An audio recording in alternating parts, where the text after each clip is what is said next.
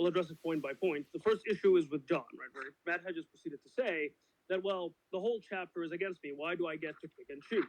Right? I'm not picking and choosing. I'm saying that there's a scriptural inconsistency, right? I'm saying your Bible on one hand is saying something, and then it goes on and says something another. And this is a common theme with the Bible that we can generally point out, is that on one hand it says something, and on the other hand it contradicts it. On one hand it does something, and on the other hand it does something that contradicts it. This is generally a very well-known Muslim argument against Christianity. I have no idea why Matt Hedges is acting clueless about this. Okay, now, as for the issue of the Trinity and the distinctions between them, okay, I did demonstrate it. Right? Matt Hedges claims I did not demonstrate it, and he urges me to demonstrate it again. I will gladly demonstrate it one final time. And I do hope Matt Hedges is listening to this demonstration and does not ask me to demonstrate it again for the fourth time. Okay? The Bible proclaims that, "Hear, O Israel, your Lord is one." Matt Hedges believes God is indeed one. Now, he proceeds to claim and adhere to divine simplicity. If he adheres to divine simplicity, all I'm arguing for is that originally there should be no distinctualities whatsoever. Okay, if he proceeds to claim that God is one yet has three distinct persons, that is a distinctuality, whether Matt Hedges likes it or not. And I said he can waffle up his best forms of philosophy to try and counter argue it, right? But it does remain the fact that there are distinctualities in persons, whether he likes it or he does not like it. Okay, now what I'm saying is that these distinctuality in persons indicate that there are attribute separations. Okay. I have no idea why he mumbo-jumboed about Ashari and Ashari, but I'll get to that in a moment during this phase. But whether he likes it or not, this indicates attribute separations between the persons. And one example that I could give is directly from the Bible, where the Father passes judgment to the Son. What is there to pass if they both have judgment? They're both distinct from one another. What could it be that he's passing? Is he passing something the Son already has? In other words, that will be another linguistical error or a logical error. Who knows? It depends on Matt Hedges' answer, right? That only is left to see if he actually addresses it, does not ask me to repeat the point for the ninth time in a row. Okay. As for the Council of Nicaea, he claims that my understanding of it being a mob mentality is incorrect, right? Because I did not read Eusebius. No, I did read Eusebius. I've been studying the Bible and church fathers for the past 4 years. I'm not new to this rodeo. I'm very well known within the community. You can check my YouTube channel. I've been debating Christians that are way larger than you, Matt Hedges, right? I have studied church history. Now, with that being said, okay, you admitted yourself, right, that Arianism disrupted the Roman Empire, and therefore there was a need of systemization of the belief. Now, what I'm saying is systemization of the belief, just because you say there was a systemization, that does not indicate that systemization is equal to a correct understanding, okay? I can systemize anything. Hitler systemized genocide, right, and eugenics. That doesn't mean that the systemization of something is the correct view of that thing, right? Doesn't mean that eugenics is now okay because it has been systemized by a group of individuals. Okay. Now, my whole point is that this systemization is contrary to what to actually finding the truth. Because to me, it seems like, again, a group of mobs, i.e., the church fathers who were present and the bishops who were present at Nicaea, ganging up on individuals who held a concrete belief, right? And what they did, because this disruption was so big, was instead of refuting the disruption, what they decided to do was to kick them out and fight them, okay? Now, I find that to be very, very, very inconsistent with what Matt Hedges claims to be an intelligent-filled Council of Nicaea, in which they sat together and discussed with each other what truly the Trinity or what truly God is, right? Because in reality is that they signed a paper, they said God is three persons, Trinity, disagree or agree. Some people wrote agree, some people wrote disagree. Then what proceeded to happen? Everyone who disagreed got kicked out of Christianity without being able to produce their proper points or exert their proper beliefs. Okay. Now, for the will part, okay? As for the will part, I did differentiate. I differentiated between will and the execution of the will. I didn't say God is identical to his action. I did not say that. I said intra. We're talking about intra. His will to do that, right? His will, not the fact that he's doing it, the will for him to do that. Now, I don't intend on repeating this several times, Matt Hedges, okay? The will for him to do that, is it identical to himself, okay? The fact that he wants, that he wills to create Adam, whatever it may be, whenever it may be conceived, or whatever out of temporality is decided the date for Adam to exist, from an act of eternity is irrelevant. And we're talking about the will. Okay, we want to know about the will. Is this will identical to God, not the action? Okay. Now I'm not saying. Now, he proceeded to ask. He said, um, I'm going to address the Asari Ashari thing, in which he said, "Do you believe that God is distinct from His act of creation?" Yes, God is distinct from the act of creating. In fact, the attribute itself, the Creator, is distinct from God Himself, right? Because it's a description of the essence acting, right? I believe the essence acts. You don't, right? He said, "Just drop it after I give you a solid answer on the understanding of distinctions." Now, so just to summarize my points here, because I feel like Matt Hedges here, although he is an honest debater trying to get his point across to me, I do not feel like my points are getting across to him. So I'll have to summarize the views very quickly in order for him to adequately reply instead of asking me to repeat the point again. So the first and foremost issue that we need to deal with is the distinctuality between persons. Right? Distinctuality between persons exists whether Matt Hedges likes it or not. Whether, as much as he wants to claim that God is simple, there are distinctions between the persons. Okay? Now, these distinctions between the persons, okay? These distinctions between the persons indicate a distinction of attributes. Like I said, Father passes on judgment to the Son.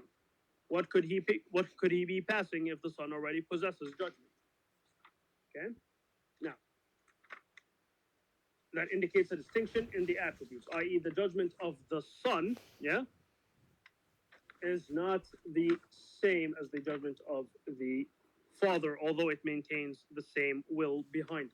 Now, for the second part, the systemization problem. I'm noting it down, that's why I'm repeating it very slowly. Matt Hedges claims that systemizing something is somehow adequate due to the disruption in the Roman Empire by Arianism is somehow interpreted to be the correct understanding, but he does not demonstrate how. He just tells it was systemized, therefore correct understanding, therefore Athanasius excommunicated them, therefore Roman Empire okay. Roman Empire being okay does not mean you got the correct beliefs, my friend. Right? I'm asking you, what about the Arians? In my eyes, it seems like there was a mob mentality against them. Rather than addressing them, right? Rather than addressing them and dealing with what they believed, right? And there was a massive disruption. Instead of refuting them, what ended up occurring was they were severely condemned, kicked out, and that was that, right? And then Arians were never heard from again. At least until today, right? Where we have the age of computers and stuff. Now, as for the third thing, in terms of the summarization, we are referring to the will, right? So when we're referring to the will, what I'm proceeding to tell you is that we are focusing intro on the will, not the act of creation, not the act of creating, not the act of anything external, not anything that is ad extra. We're strictly talking ad intra. Is that will identical to himself, and is that will describable in words? I.e., can I say God is his will, and God is identical to his own intra will, and that his intra will is to create Adam, or for Adam to come into existence in I don't know, insert X amount of years. So that being said, I hope these 3 points, all summarized, gets completely addressed rather than being asked to be repeated. I'm yet to wait for an adequate answer from Matt Hedges. All right. So I'll cover a few of those things, and then I'd like to maybe get into some open dialogue and ask you some questions, if that's all right. So first of all, when you made a statement that was, I'll be honest, with all due respect, it was completely laughable. You said that after the Council of Nicaea, the Arians were condemned, kicked out, and they were, quote, never heard from again. That is completely false, and I think that demonstrates that you have not studied church history at all. Because what happened with the Arians was after the Council of Nicaea, the Arians still survived, and the Arian controversy itself did not actually end until 381 at the First Council of Constantinople and during the time of the Cappadocian Fathers. So the Arians had their own councils after Nicaea, like the councils of Sirmium, the Synod of Rimini, the Council of Antioch in 341. The Arians, for the most part, in the eastern half of the Roman Empire, they were the majority, and the Nicenes were the ones being persecuted. That's why Athanasius was exiled so many times by Roman emperors like Constantius and by Julian the Apostate. So Athanasius and the Nicene Orthodox Christians were the ones being persecuted by the Roman Empire after the Council of Nicaea, not the other way around. So you've completely got the history mixed up. Regarding the question of the distinction of persons in the Shema, you said that whether I like it or not, there's distinction of persons. I don't need to concede that, because that is a fundamental belief of the Christian faith, that the divine persons are distinct.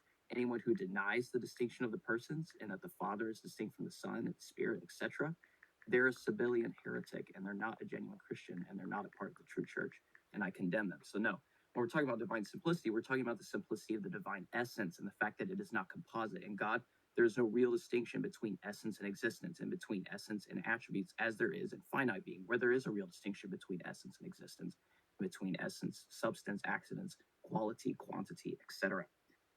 Regarding the question of the will, I've answered this 100 times. Yes, God's will as an attribute is identical to his essence ad intra. I've already answered that. I think we're getting nowhere on that. With regard to when I gave the reason for the Council of Nicaea, and I spoke of it as systematizing the doctrine of the church regarding the nature of God and the nature of the person of the Son in particular, and him being eternal, what you said was you made a hilarious equivocation analogy with regard to Hitler systematizing the genocide of the Jews. I don't know what that has to do with anything in this debate. And I think you're equivocating on the term systemization. When I used in regard to the Nicene Creed, I was speaking of the fact that the church was drawing up a creed to clarify the teaching in a simple manner, especially regarding the terminology that was to be used, such as the term the same substance, homoousios. That was the terminology that was decreed by the church in order to explain the Trinity and defend it against the heretics like the Arians and the Sabellians, and etc.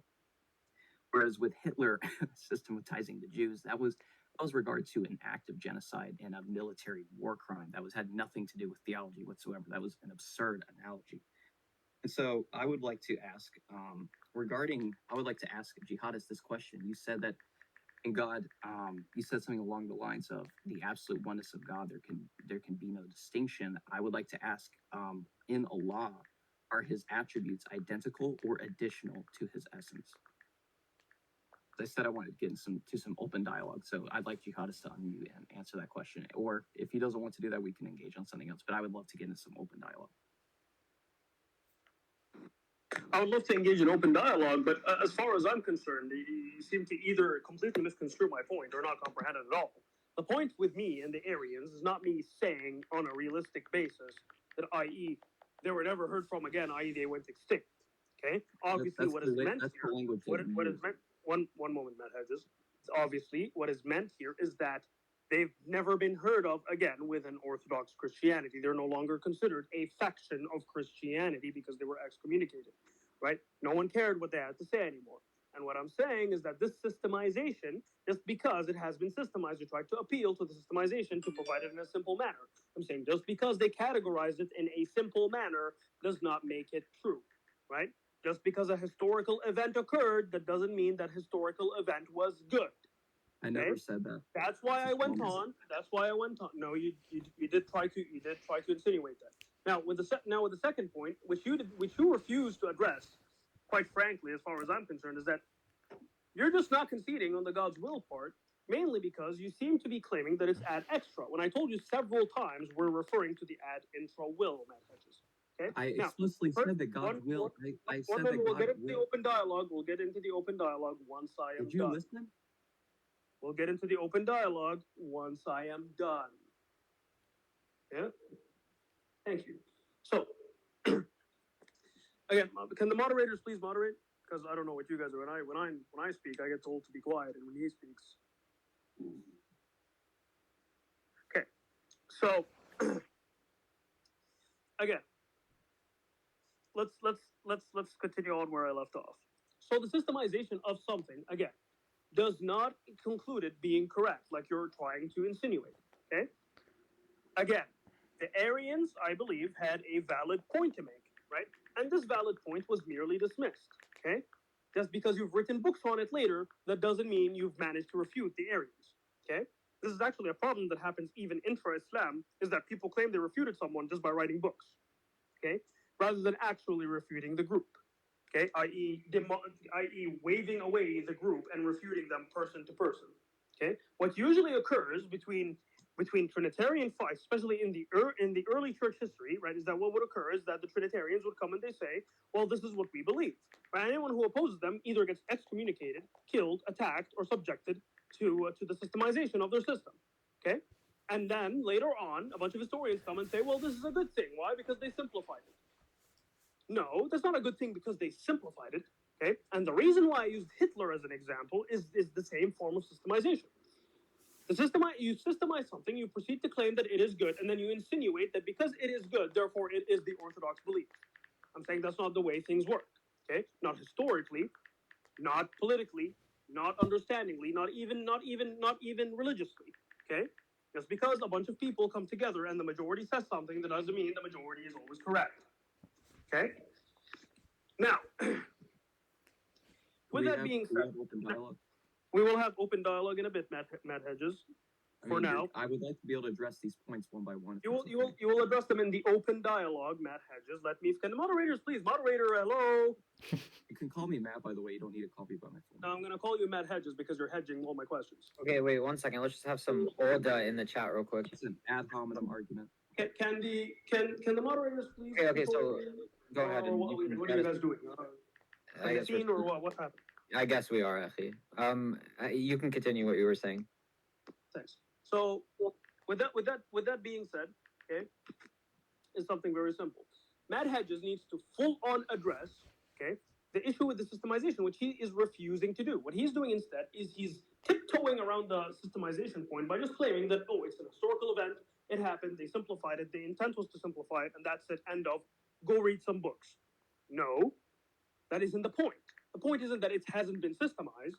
The point is that the systemization was not actually in the correct methodology of the Bible. I believe it is contradictory to the Bible. I believe the Arians are closer to the truth than you guys are, than the Trinitarians are in general. Okay, that's point number one. Now, in terms of God's will, I already addressed that it's ad intra, right? What it seems to be is that you're persiflaging in philosophy because you're refusing to address the point. We went on from it being instrumental to extramental prior to us going on the stage. Okay, then you said it's neither, and now you're admitting that it's ad intra, i.e. it's instrumental. Okay, and then when we address that, it's whether it's instrumental, is it identical to that will, you proceeded to go on and say, oh, jihadist, you're confusing creation, the act, and the object of the will with the will, and I made it clear several times we're talking about the will itself. The fact that God willed for Adam to be, and God is identical to his will, is God linguistically his will, right? So if you say no, then God is not his will. Okay, there's a distinction. Okay, wait, Jihadist, I think it's time. Are you done with what you said? Or what you're saying? I'm not done with what I said. Okay, go ahead. Go ahead. Like 10 minutes. Okay, Matt, just it has not been it's not been 10 minutes. I actually have a timer up. Each time you interrupt me, I actually stop the timer. Officially, without interruptions, it has exactly been 1 minute. 1 minute and 3 seconds to be precise. Okay? Now I'll continue the time. Please do not interrupt me. Otherwise, I will be speaking for 10 minutes because the timer is going to keep resetting. Okay. Let's continue. Now, as for the third thing, and the thing that I wanted to make perfectly clear, he did not address the issue of distinctions between the persons. He persiflaged about the Nicene Creed and dunked on some books. So go read this and go read that and go read this and go read that. But he's not actually addressing the point. I'm not asking for book recommendations, Matt Hedges. What you're doing is hedging the question. I'm saying, listen, if you are to say that there is no issue with the Trinitarian viewpoint, you should be able to substantiate it philosophically. There is a distinction within the persons. Therefore, your God is not free from distinctions. Okay? That is the crux of the argument. As long as there's a distinction within the persons, no matter what you say, no matter what you do, as long as it's a real distinction between the persons, it's done. Okay? Now, that indicates, when there's a distinction between the persons, that indicates there is a distinguisher between them. Okay? Now, what I'm claiming is that what distinguishes them is descriptions of them. Okay? Descriptions are attributes in my view. So if you proceed to say, well, they are different, okay, fundamentally, from one another, the Son is not the Father is not the Holy Spirit is not the Son, so on and so forth, okay? Then that indicates that there's a distinction between them. That distinction exists whether you like it or not. It cannot be entirely simple. you have some form of complexity. Because you cannot have a God without your three persons who are distinct from one another. To me, it does not even sound like correct ADS. That's why the Mu'tazilites were very critical of Christological view, of Christian view, sorry. Is that very simply put, it was a bastardized version of what the Mu'tazilites believed.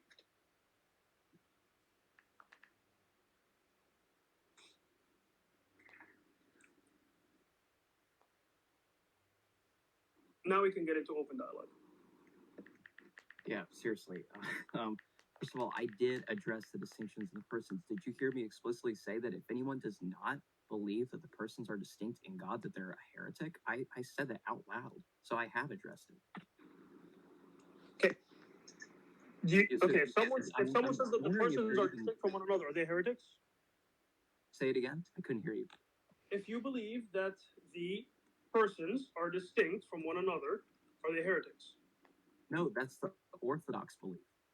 Okay, exactly. So my point is what I'm saying is that if you have distinct persons from one another, that does not induce simplicity. Why? Because as no matter how many philosophical jibber jabber you add onto it, it does not change the real fact that ADS equals no distinctions within the essence, and then you're claiming that the essence is compromised of three.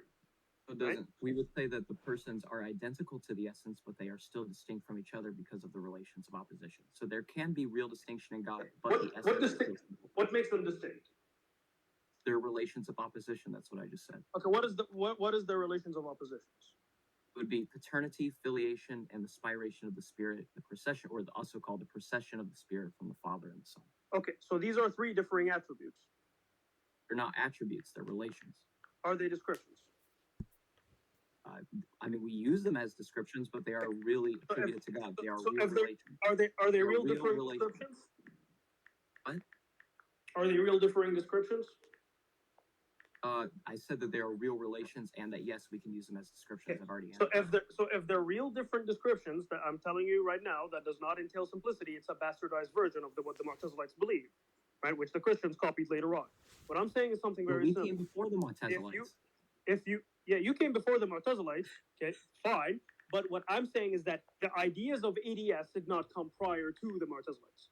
Now, with that being, because the Mu'tazilites were the ones who literally came up primarily with the theology of ADS, right? Maimonides copied it, okay?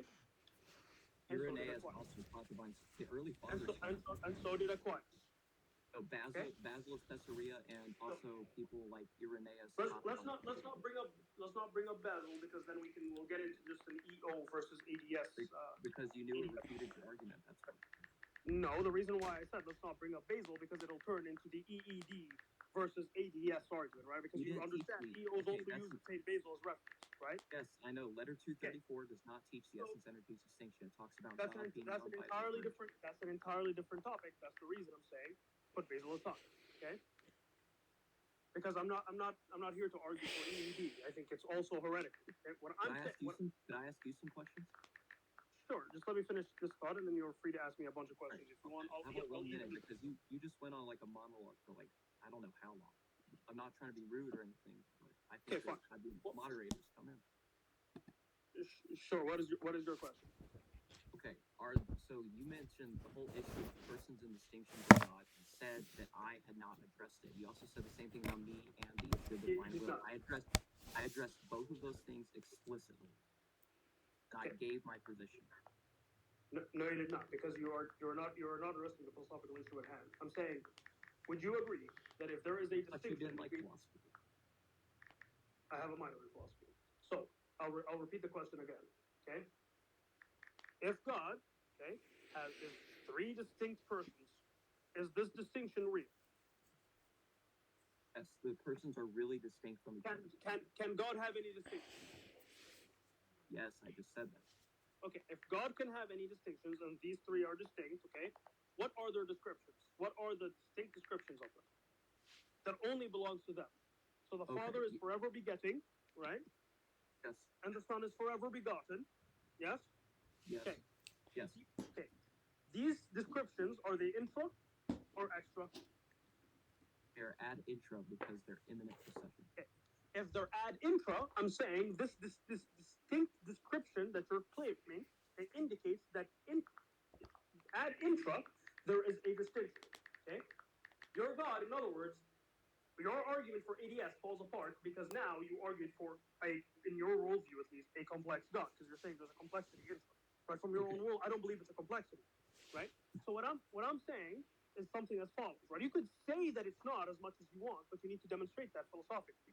Telling me that it's not and then throwing books at my face is not an answer. I cited 2 books. That's it. I don't know why you're. Can you please address it sufficiently and philosophically instead of saying read this and read that?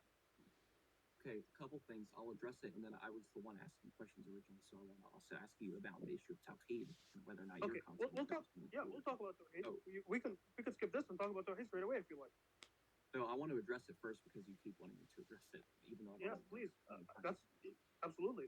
I was just saying if you view Tawheed as a more important thing to discuss. No, I think it's relevant. Obviously, the main topic is the Trinity, but I do think your view of God is also relevant here because many of the things you accuse us of can be, in a sense, applied to your view in your Akhzari. No. Okay, sure. No. I'll defend. In fact, I'll even defend the Mu'tazila people. Just, I'll defend all atheists if you want me to. You don't need to. But first of all, yes, I believe that persons are really distinct. Yes, and that doesn't compromise divine simplicity. There being real distinction in God does not compromise divine simplicity because we would say that there's a real identity between the persons and the essence, while there is a minor virtual distinction. So that's what we would say. First of all, that's it. And divine simplicity is about the divine essence primarily.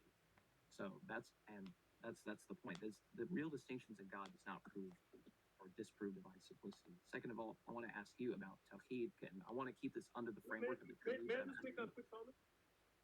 You just had like a 7-minute monologue. I don't. It's just a quick comment on the last thing you said, right? Because you said that it's a virtual. I said a minor virtual distinction to try and brush it off as if it's no good reason. Just because it's a minor virtual distinction, it's just the difference between concavity and convexity. That's all it means is that there's still a mental apprehension of 2 definitions. You are still claiming that instrumentally there's a distinction. Just because you used a bunch of wise words to cover it up, it doesn't change the fact that there is a distinction. I wasn't covering it up. A minor virtual Go ahead with your distinction.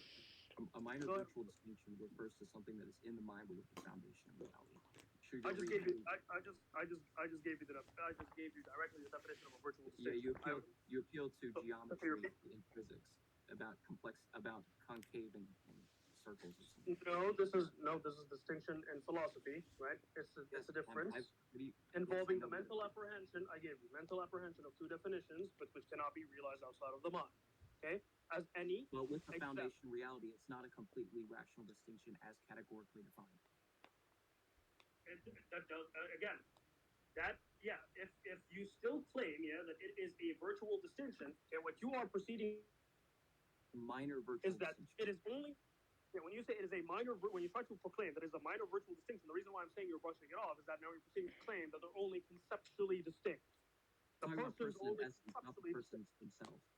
So okay, so intramentally, let's hash this out right now so we can deal with this and then move on to the Tawheed question. Okay? Because if we're not going to get anywhere, then we might as well move to the Tawheed question. Okay, so very clear. Okay, I'll repeat it one last time, and then I'll conclude whether it's a true virtual distinction or you're just saying words you don't comprehend. Okay? Now, is it true, right, that the Father, the Son, and the Holy Spirit each have differing attributes, differing descriptions, okay? Let's use the word descriptions here. Differing descriptions, yeah, in terms of how they function intramentally.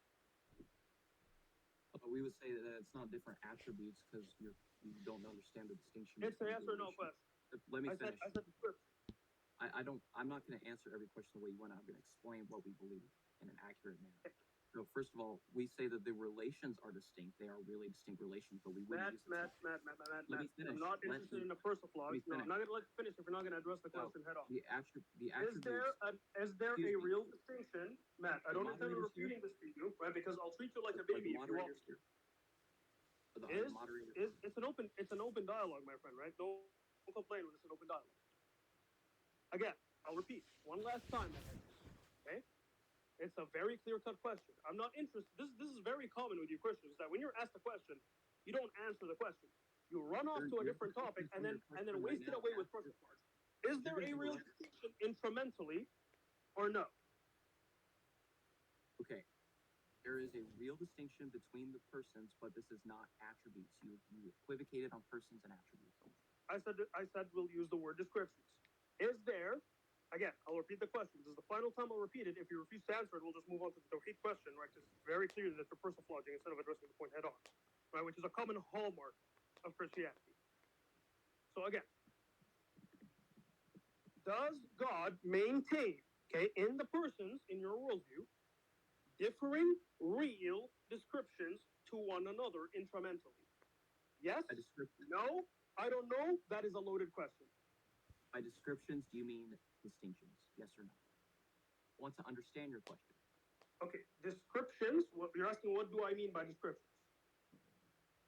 Things that describe the person. Okay, things that descriptions are things that proceed to describe the characteristics of the person. Yes, there's formal distinction in the terms. Yes. Okay, so now that you admitted that incrementally there is a formal, real distinction, it's done. Yeah, you admitted that your God is now, has complexity contrary to what you are trying to defend. No, now let's move on to the Tawheed question. Persons are identical to the essence. Move on to the Tawheed question. I thought it was an open dialogue, as you said it. Yeah, you said you wanted to ask me about Tawheed. I told you after this, after your admission. But if you make a false claim, I'm not gonna. After your admission, I'm not gonna entertain this any longer. Move on to the Tawheed question. Okay, if you're gonna make a false claim, I'd like to at least briefly address it. You're not being fair. Do you even know how to debate? Consider me unfair then, and move on to the Tawheed question, please. Okay, whatever. Is Allah absolutely one? Yes. Okay. Are his attributes identical to his essence? No. Are his attributes additional to his essence? No. What are they either? So if they're not either additional or they're descriptions of the essence acting. Descriptions of the essence acting. That's the exact explanation I gave of the divine will earlier, and you called me irrational for holding it. So how come you can have it and it works in your Aqidah, but when I use it for my theology, you call me irrational? I'll tell you why. This is actually a very good question from you, Matt. I'm surprised. Actually, your first proper line of questioning. I'll tell you the reason why. Is because we don't divide our God like a pie and say it's three persons, okay? And then make distinctive attributes and probable distinctions in between them as well, okay? What we say, okay, is that it's one essence, one God, one person, not 50 persons, not three persons, not 400 persons, one person, and all these attributes are descriptions of that one being acting. When you say that one being is acting, that one being is represented through one of the three persons you're talking about, who already have distinctive formal attributes within them, right? So we don't fall into that issue because we simply say, okay, that all these descriptions are pointing towards one being, not to three different persons doing different things at different times. We don't say at different times because God is outside of time. So yet again, another strong. Different times colloquially, not formally. I'm the one doing the line. I'm the one doing the line of questioning here, as we both agreed upon. I'm just clarifying. That's what I tried to do a minute ago, and you shut me down again. The double standards here. But are Allah's attributes, if they're not identical to his essence, they're additional to his essence, are they eternal? Can you repeat the question? Are Allah's attributes eternal? Are Allah's attributes eternal? Yeah. Okay, so things additional to God are eternal. I already told you, I don't believe they're additional. Okay, then what are, the traditional... You just asserted, I'm sorry, but you just asserted that they're additional when I told you quite literally 5 minutes ago. You asked me, are they additional? And I said no. So you just said, what you said, if I remember correctly, was that they're just distinct, or that they're descriptions. No, you specifically asked me, right? Everyone here can bear witness. You said, you asked me directly, are they additions? And I said, no. Then you proceeded to ask me the silly question to try and sneak in the word additions. Blood really tried to sneak in the word additions, thinking I wouldn't notice. But I caught you in the middle of your game. Okay. They're not additions. We already established this. Please stay consistent with your line of questioning if you're going to question me at least. All right, that's just empty rhetoric. But my point is that if they're descriptions, do you believe in univocal, equivocal, or analogical predication? Because you admit, you said a lot. What do you mean by those? Okay, univocal predication would be, for example, if I say God is good and jihadist is good, the term good there means the same thing in the sense that this comes from Duns Scotus's doctrine of the univocity of being, right? So would that be the case with the law that they mean this? Because remember, the Quran in Surah 42 says there's nothing like unto him. That's a classic verse quoted in debates on Allah's attributes. Okay, are you asking that they're recognizable by things that we see in real life? Yes. Do you believe in analogical predication? We only believe in analogical predication based off effects, which are created. Effects are not. We say the effects are created, right? So the effects are things that God creates, right, by virtue of Him acting. So the way that we find out that God is wrathful is because God tells us, "Hey, I'm wrathful," and then we say, "Hey, you know what? This tribe says, you know what? We don't want to listen. I'm going to continue doing what I'm doing. Like Sodom and Gomorrah, and then their city gets flipped upside down, and then we all view that." Right now, after that occurs, no one is going to conclude, well, it's raining rocks out of the sky because naturalism. People are going to conclude that by viewing these created effects, God has indeed expressed the act of destruction, right, or wrath. We believe God's wrath is uncreated. These created effects, they are used to describe God. Yes. No, not the created effects. You said we know God from the created. I said the description. Yeah, we know God. We know these descriptions by the effects. Okay, are these descriptions created or uncreated? The descriptions are uncreated. The effects are created. So the descriptions are uncreated. By descriptions, are you referring to Allah's attributes? Because usually, is Allah describing Himself? Okay, is Allah describing Himself? So someone has to be making. God describes Himself. There are plenty of ways you can find out about attributes. Is revelation an eternal attribute of God? Speech. Yeah. Okay. Is there an eternal object of it? Is there an eternal object? Well, what do you mean by eternal object? Is it directed at something? Yes. And similar to how we talked earlier about the will being directed towards something, and that there's a real distinction between the will and its object. Do you see where I'm going with this? Yeah, it's that. I see where you're trying to say that if it is eternal, how does it pre-exist creation, right? Well, that's a separate question. What I am saying is that if the speech, then clarify, please. If these descriptions are eternal, and it seems that there would be multiple things that are eternal that are not Allah, namely the attributes. Because you just said earlier that the attributes are not identical to the essence. So now you have more than one eternal thing. Yeah, we don't.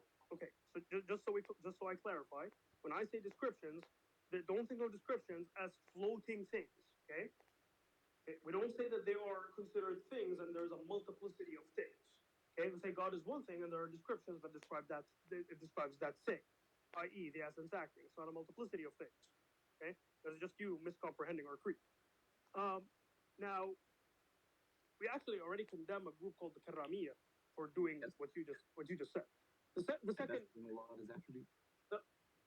No, by proceeding to claim that they're all directly things, right? What term can I use? Can I say being, term, substance, attribute? What can I use? Descriptions, functions, attributes. Okay, so but I just don't. Do you see what my problem is?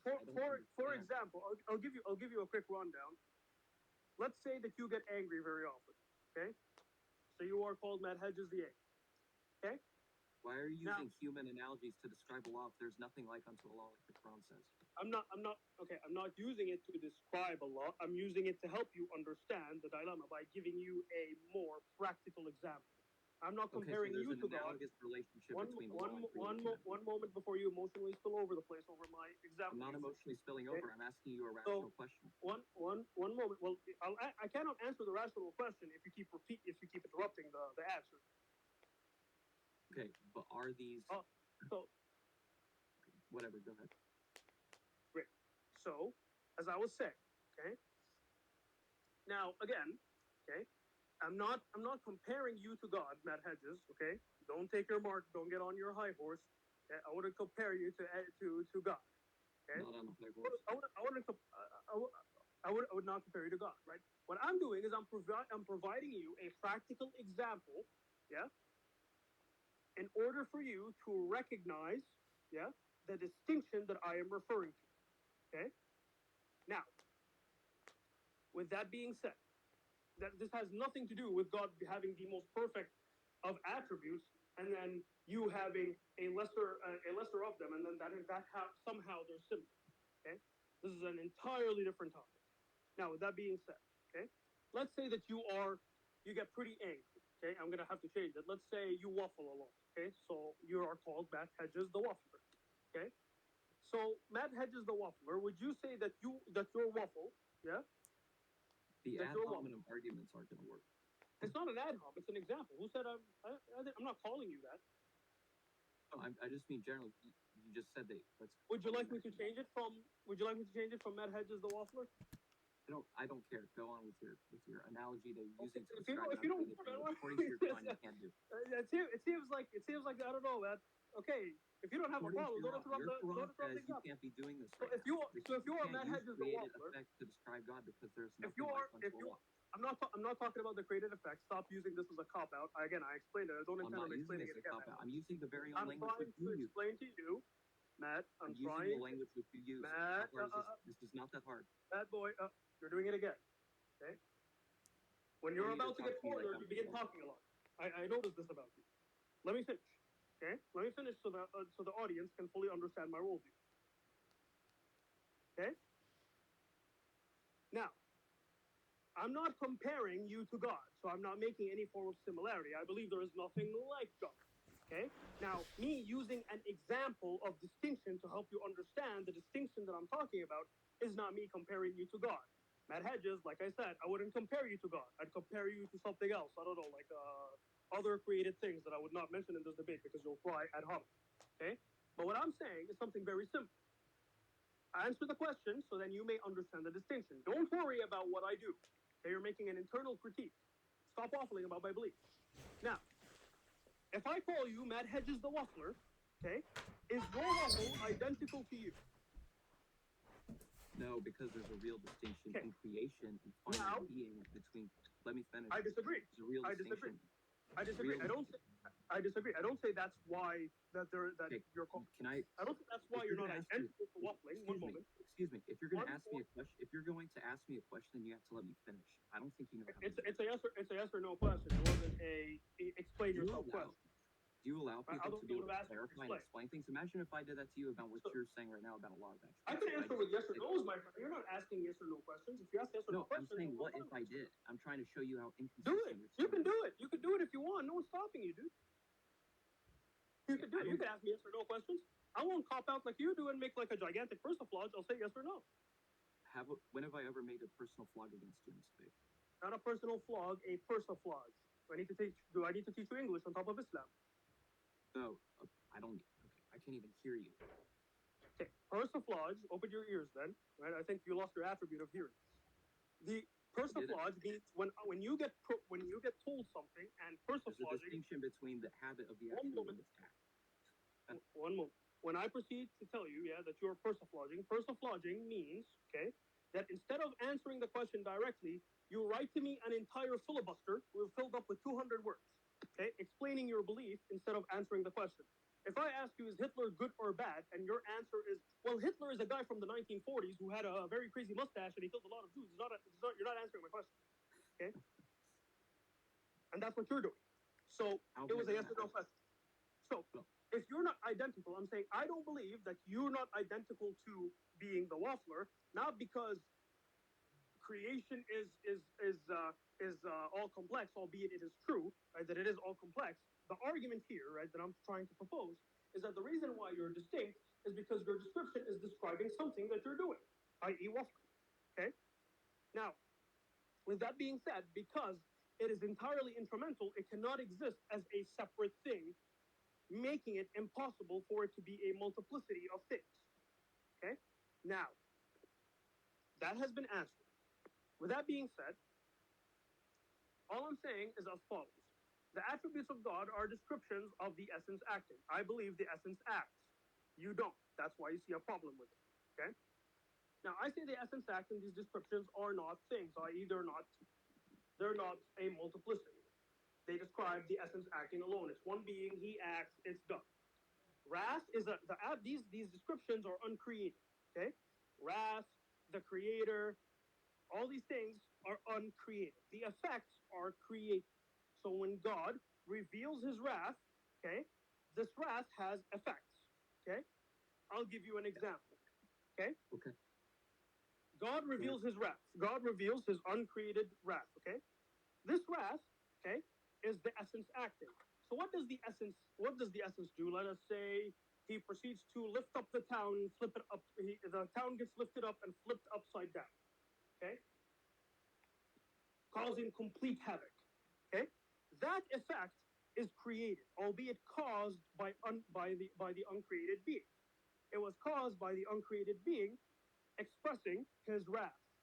Yeah, expressing his description of wrath. He's expressing his function of wrath, expressing his attribute, the uncreated attribute of wrath.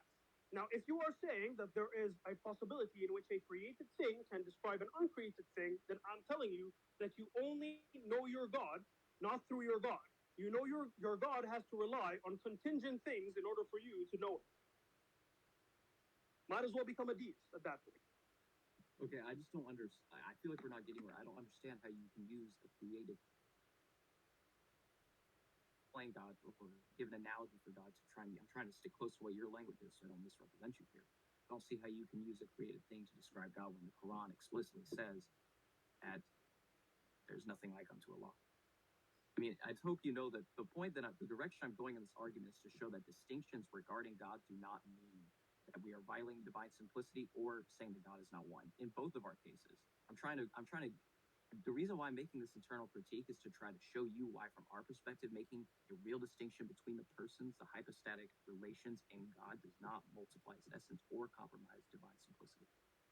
That's the whole direct. That's why I've been doing this internal critique with Islam, because I've been asking you questions to try to show you from your own paradigm. You have to do this too. So it's not just for us. Within Islam, you also have to have these sorts of distinctions regarding the attributes of Allah. Okay. Having distinctions and attributes does not entail complexity. Okay. Amen. That's my whole point. That's what I believe. That's not what you believe. If that's what you believe, you have troubles with your faith right now with me. Right? No, I already because we will. No, I no, don't. because I We already believe that clarified. Matt Hedges, Matt, we believe that there are clarified three before. distinct persons. This does not multiply. Matt, I clarified before. Right. This is now the second time you've done it. Is not recall what I tell you. Right.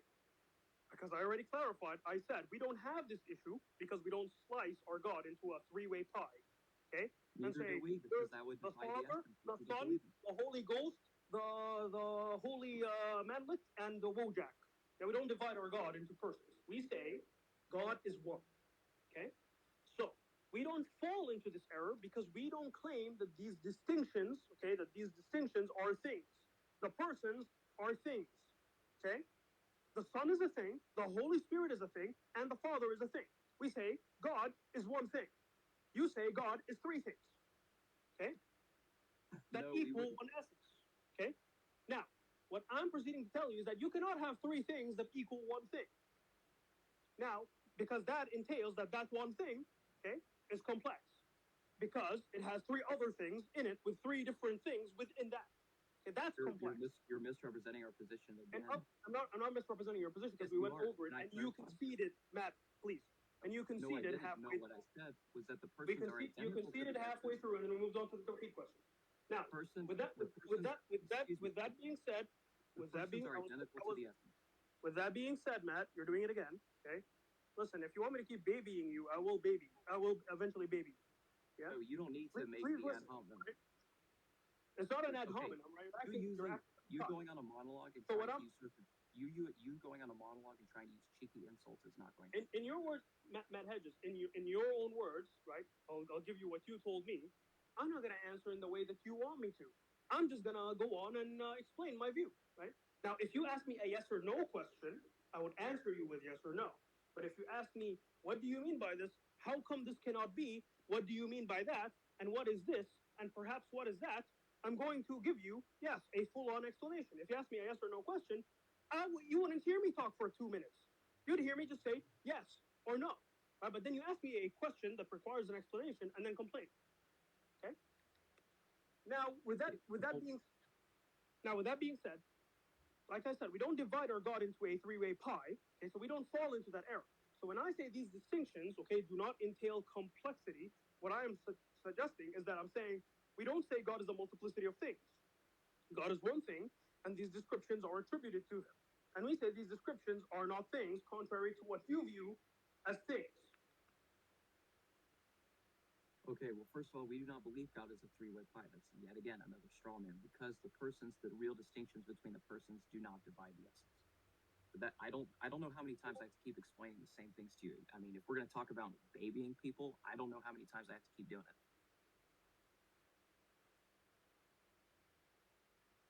Okay, so you just did not. Can you please address what I just spoke to you about instead of complaining about me, please? About the persons being things. Yeah, what I'm telling you is that I'm saying you believe the first. Let's try this another way. Do you believe the sun is a thing? I would just simply go with the simple language of the sun as a person. I don't know if by thing you just simply mean that which is, then yes, in that sense. But you have to define what you mean by the term thing. I know that sounds like a silly question because thing is such a common term, we use it all the time. But I would like you to define it in this context. What you mean. Okay, so what you're asking me? What is a thing? Yes, because I want to see how you're defining it. It's in metaphysics. Okay. Okay. A thing, okay, is an object or entity. Okay, I would simply define it as that which is, that which exists. That is awesome, but is it a thing though? Yes, the three persons do exist. Okay, awesome. What I'm telling you is I don't believe that if you say that there are distinctions that are all things, okay? Now, my God is more simple than yours, my friend, right? Because you just admitted that there are a multiplicity of things in your world. Because now the Son is a thing, the Holy Spirit is a thing, and the Father is a thing. These are a multiplicity of things. I'm afraid my God is more simple than yours because yours has attributes that aren't identical to his essence. I don't believe they're things. But guess what? Guess what? I don't believe they're things. But I don't believe they're things. No, you don't believe they're things. Do they exist? Because that's your argument. Your argument is as follows. Yeah, this is your argument. You said, "Hey, Hedges." No, I'm not going to let you tell me. So he believes. This is your argument. Matt Hedges, this was your argument. Hey, Hedges. One moment. You said Matt Hedges. Please. I'm defining the term thing is that which is. You're using. It seems like you're using a different definition. That's why we're not seeing eye to eye. At the start, I viewed you as a very intelligent man, and now towards the end, I realized you're being a schmuck. Okay, please listen.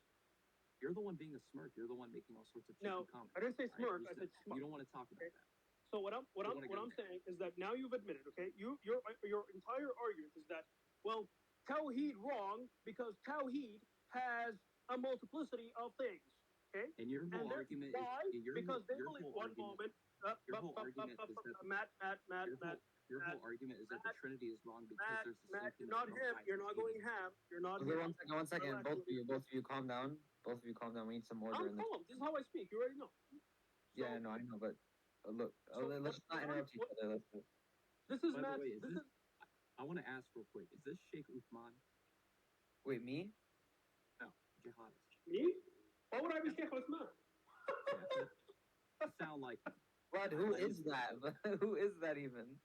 Well, anyway. I'm not Sheikh Uthman. Okay, I thought I was dating a celebrity for a second, so I was all excited, but I guess not. No, I'm not. I wish I was Sheikh Uthman, but I'm not. Okay. All right. So what I'm saying, okay, look, this is what I'm saying. I'm saying if your argument is that we believe in a multiplicity of things, okay, we do not. Because I do not proclaim, that attributes are things. I claim they're descriptions. I'm a nominalist. Okay? I believe they're descriptions. Okay? They're abstract, they're not tangible. Okay? Now, they describe the essence acting. The essence is a thing. God himself is a thing. Okay?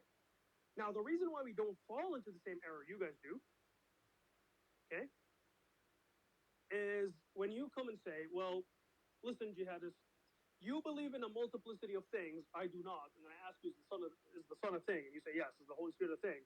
You say, yes. And I say, is the Father a thing? And you say, yes. And I say, is the essence a thing? And you say, yes. What that entails is that the essence is a thing that has three other things equal to it. So when I said that they are things, I simply defined the term thing very simply as that which is, that which exists. The persons exist, the essence exists, but the persons are identical to the essence. would you I don't know how many times I've repeated that. sorry, would you say the identicality, this identicality that you're making, do you take the understanding of the distinctions into consideration when you're claiming that they're identical? Yes, of course. Okay. Are they differing entities? I would not use the term entities because that could be misunderstood as three beings or three essences, which we do not believe in. Okay. Are they three objects? Again, objects imply material things, generally speaking, unless you're talking about abstract Okay. objects. Let's define entity. Entity is We a need to thing. define our terms. Sure. Entity just means a thing with distinct and independent, and a thing with distinct and is in existence. Okay, a thing with distinction that is existent. An entity. So, for example, I'm an entity. You're an entity. My computer is an entity. Discord is an entity. Okay, so these are particulars in contrast to universals, then basically. Yes, basically. Okay. Okay, well, I don't believe that the divine essence is universal. I don't believe the persons are particulars because universals are predicated of multiple singular substances. Like if I say Peter is a man and John is a man, the term man there is a universal that exists concretely in those singulars. Do you understand what I mean by that? That's why I don't say the divine essences. In that sense, I wouldn't use the term entity. Like I don't see why we can't just stick to the simple language of three persons, one essence. That's the language we use, or three subsistences. Okay. The reason why I have an issue with the language is because I feel like the language that is generally used is more so used as a barrier from causing an infringement upon the Trinity rather than logically understanding them inherently. Well, what I mean I by don't this see is why those are mutually exclusive concepts. it feels like a wall.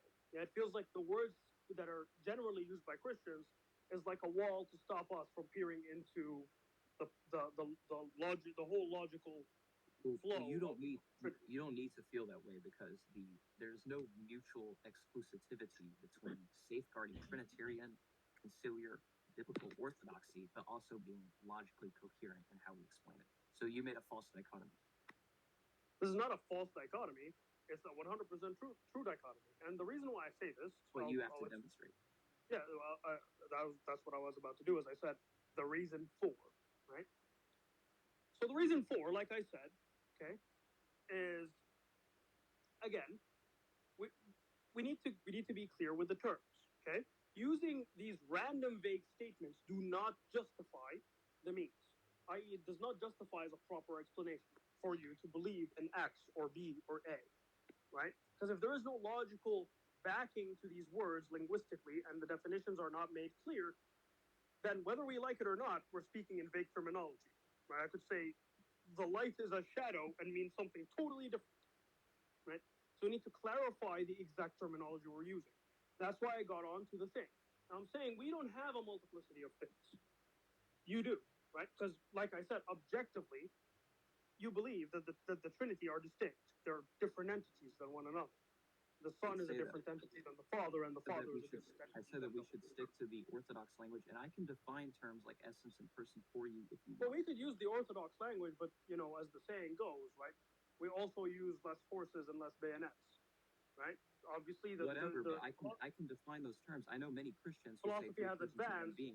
Philosophy has define it, advanced. We but I need to keep can't. up with the terminology. We can't just toss away the new terminology because we don't like it.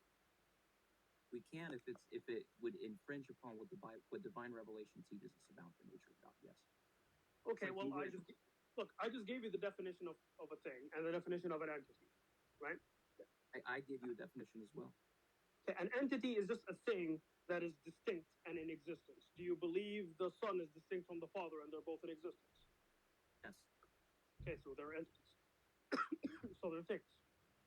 All I'm saying is that if you believe there's three things, that's a multiplicity of things, whether you like it or not. They're identical to the essence. Yeah, there's still a multiplicity. There's a multiplicity of things identical to the essence. Yes, that's what you're saying. And the reason why we can say they're identical to the essence and yet still distinct from each other is because they're distinguished by their relations of opposition, like paternity, filiation, inspiration.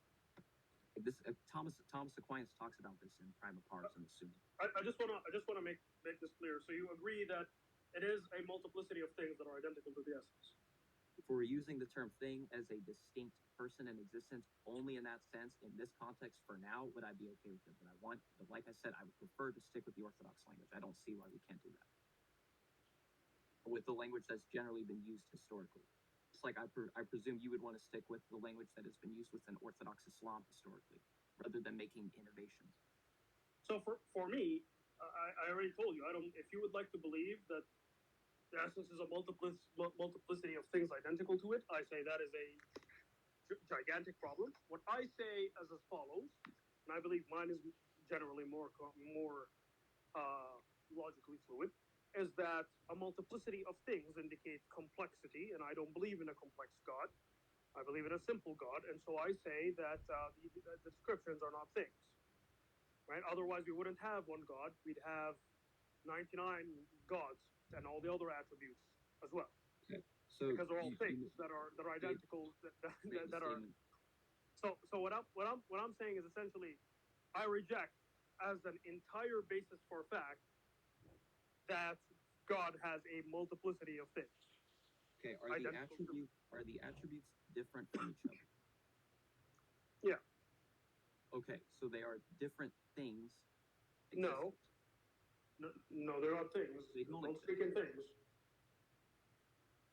You're speaking in words, thinking I won't recognize them, but yeah. Using your definition of thing as that which is the same. I don't believe they're different entities. I believe they're descriptions. They're not entities. They're not a thing. They're abstract.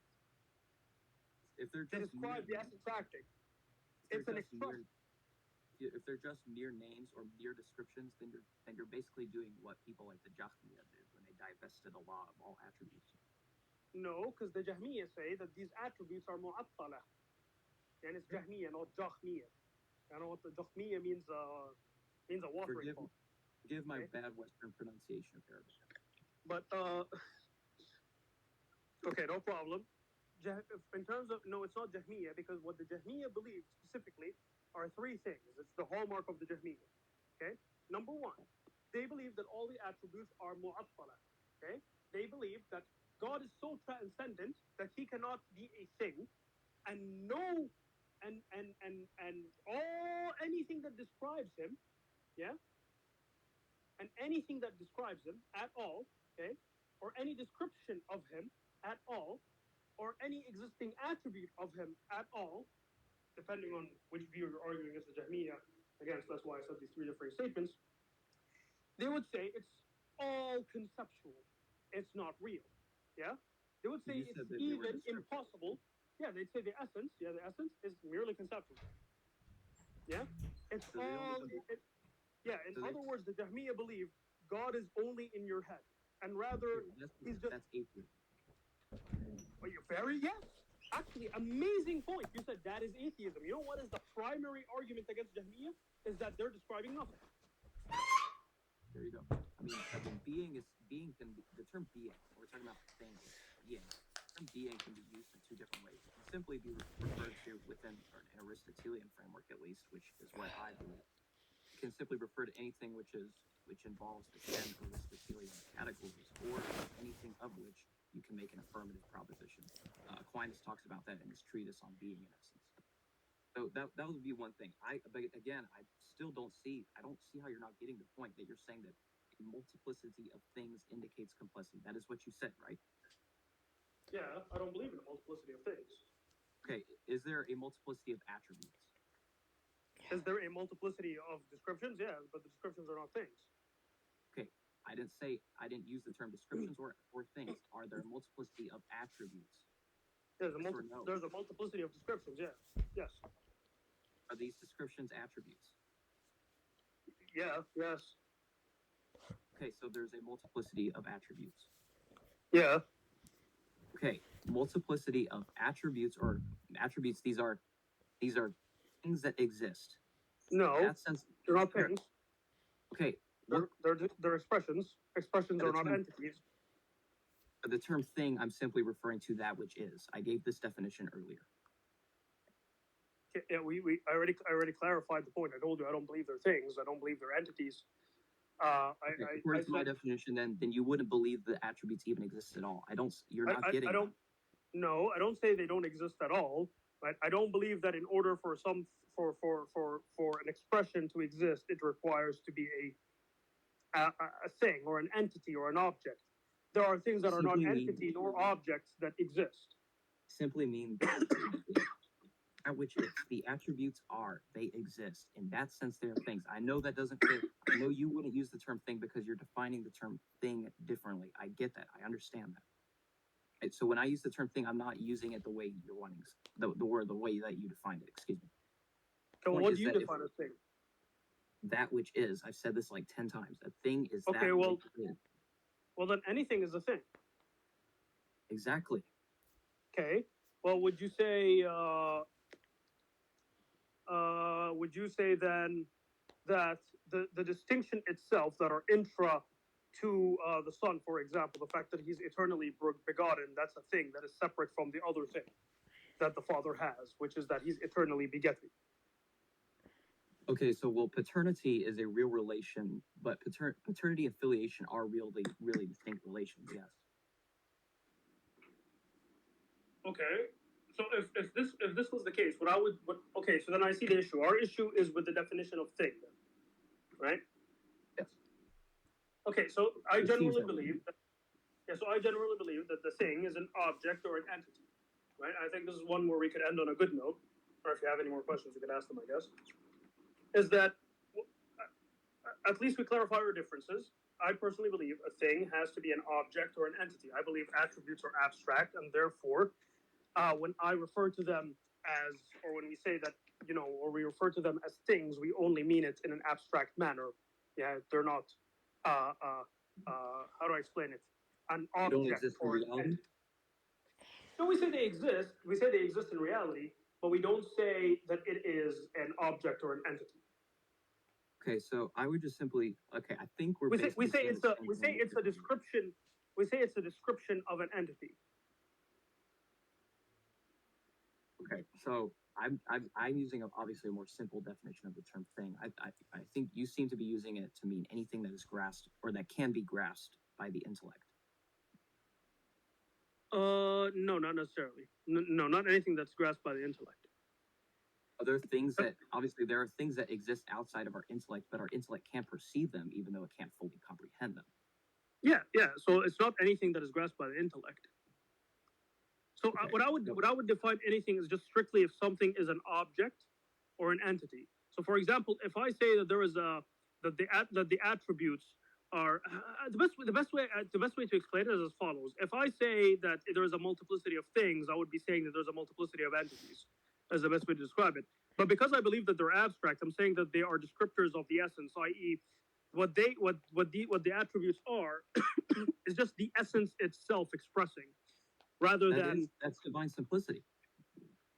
it's not absolute divine simplicity, right? Okay, I say God You're is simply simple. I saying- say God is not complex, but I don't say that they're only conceptually distinct. I say they are really distinct. Okay, so what counts for the real distinction between them? Well, the fact that they have different functions. Okay, are these functions in God or extrinsic to God? Are these functions intrinsic to God or extrinsic to God? Yes. Well, are they no, ad intra or ad extra, to use the No, terminology? they're at extra, right? So, for example, by their functions, i.e., what are they, right? So when the essence acts, the effect is always going to be at extra, right? So there is obviously an object of that expression, yeah. So when God, for example, acts, let's say, create Adam, the object of that act is Adam. Yes.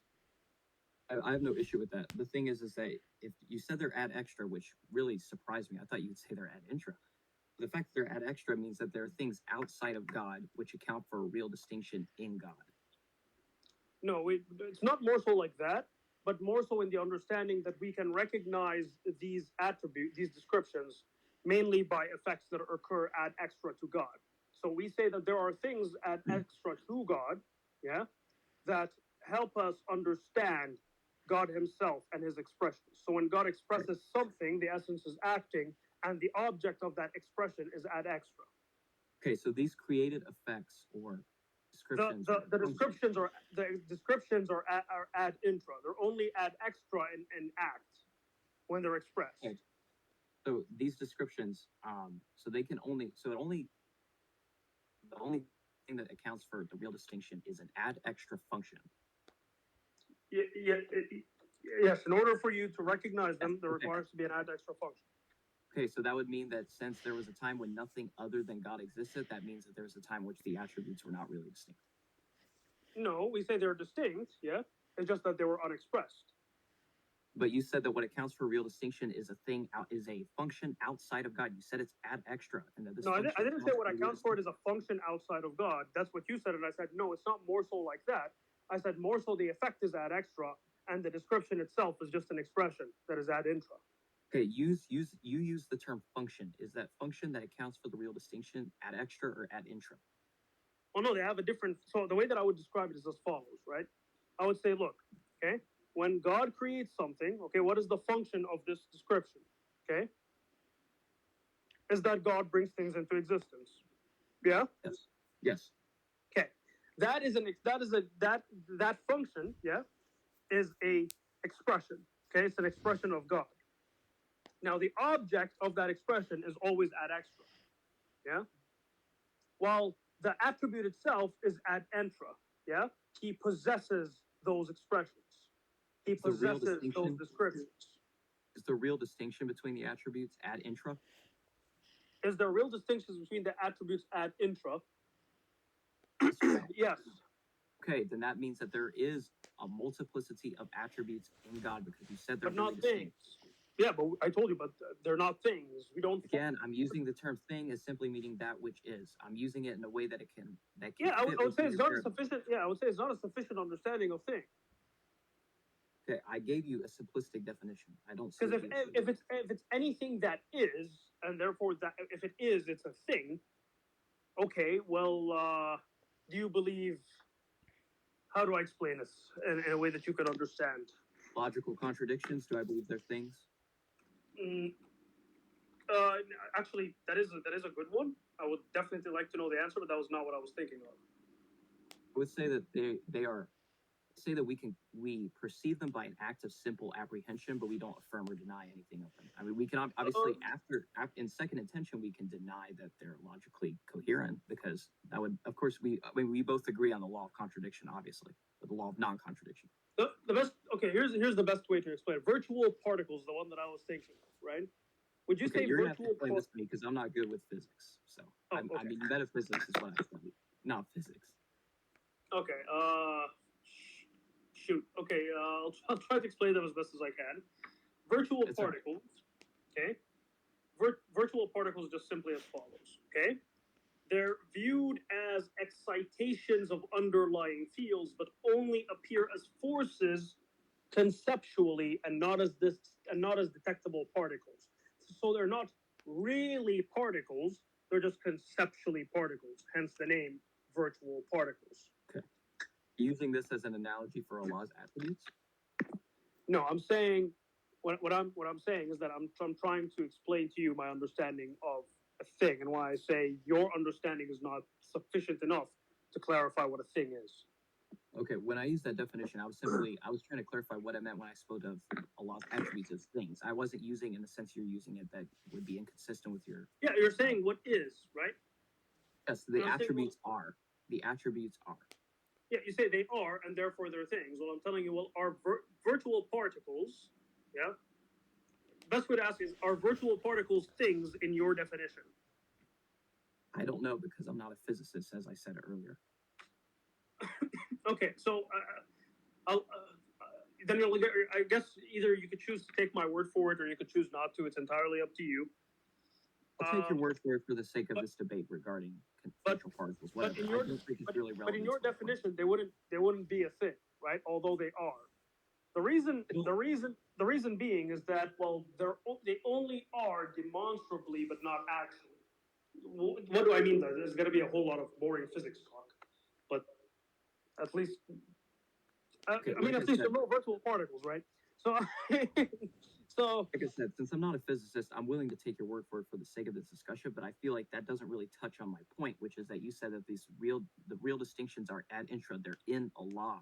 that means that suppose there's real distinction in God, then your whole critique against the Trinity just fell apart because your whole issue was saying multiplicity of things indicates complexion. If you have real distinctions in the persons, that mean that God is not absolutely simple, he's not absolutely one. Your whole distinction just collapsed, or your whole argument just collapsed. No, but I already pointed out, I don't believe they're things, right? They're just expressions. I'm talking about the Trinity. Your critique of the Trinity was that we sense that there's these real distinctions, these real relations in God, three really distinct persons, but one single or simple composite or uncomposite. Yeah, but if we're just gonna keep going back and forth on this, then we're not gonna go anywhere because we're just gonna keep disagreeing on things, on what the definition of thing is.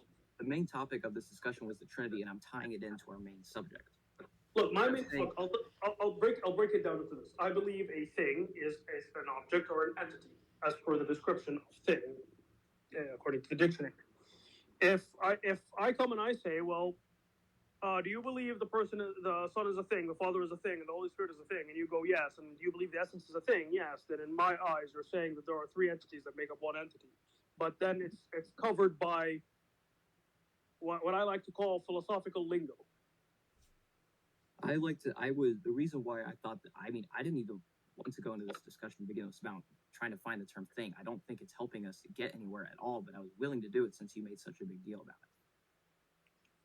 it. Well, yeah, I still think it is I still think 100% it is a big deal, right? Especially if one was to claim that we believe in a multiplicity of things, when we don't. You're claiming that since we believe in a real distinction in God, that would indicate this whole multiplicity of things idea as you're defining it, and then that would violate absolute divine simplicity. I'm saying no, it doesn't, because you also believe the attributes are really distinct in God. You said that the real distinction is ad intra. That is what you said.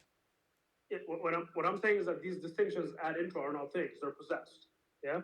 So if you say that they are things, my issue is as follows, right? You're claiming that they are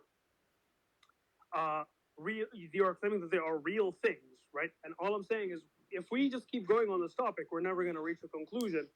And the reason why we're never going to reach a conclusion is because we both fundamentally disagree on what a thing is. Now, usually what I'm saying is how we address this, even how the Mu'tazilites address this with Christians, is that the Mu'tazilites said, well, a thing is an entity or an object, right? So why are you using the Mu'tazilite definition? Which, by the way, well, the reason why I'm using the Mu'tazilite definition is I agree, they're 100% a heretical group, but them being a heretical group does not mean we disagree on certain terms with them.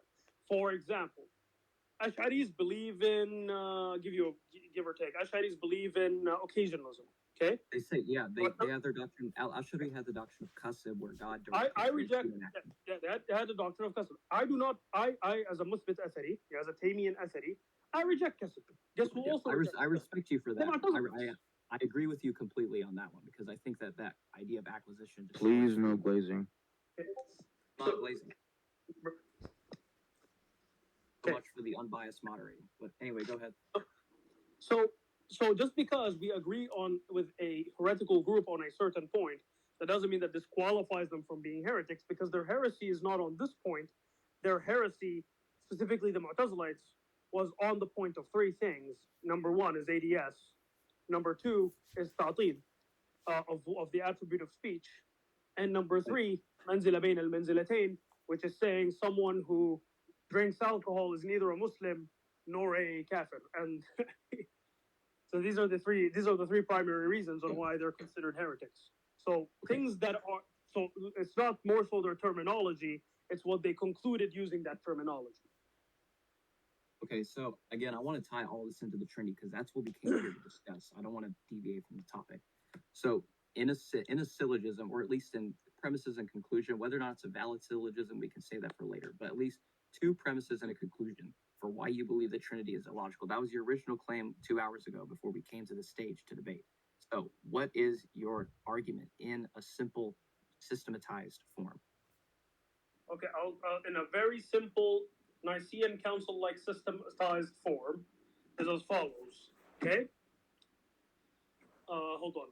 I'll try to put it in the same manner as the Nicene Council as well. Here it is. I'm not asking you to do that. You don't need to go through all that work. I'm just asking for a simple statement of your argument, because that's what I've been trying to engage with. I'm doing it for the sake of stat padding. I'm not doing it for your sake. All right.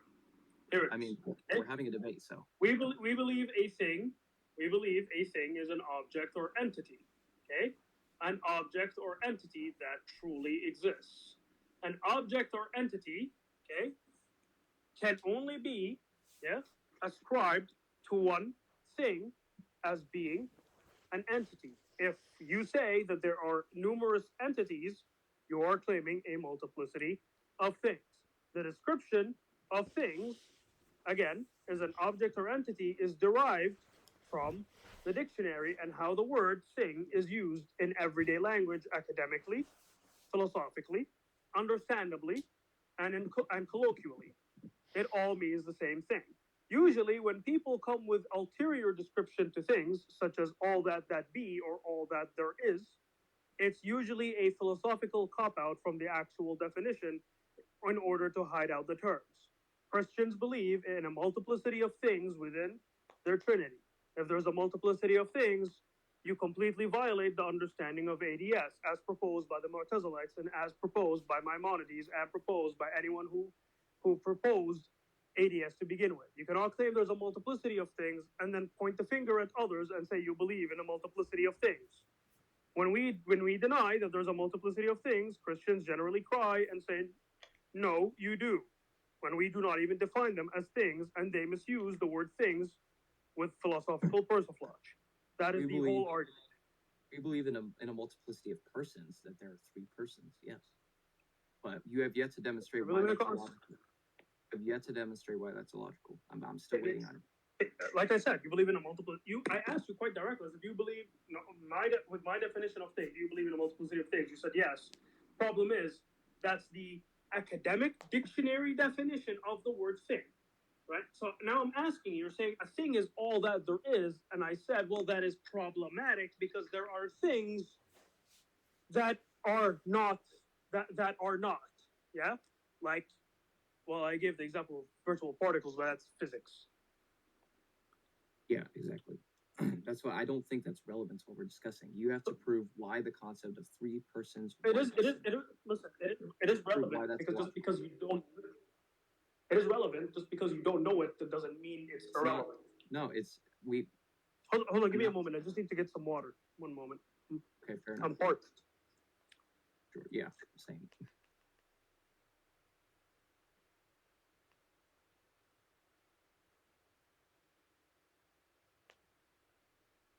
I'm going to as well.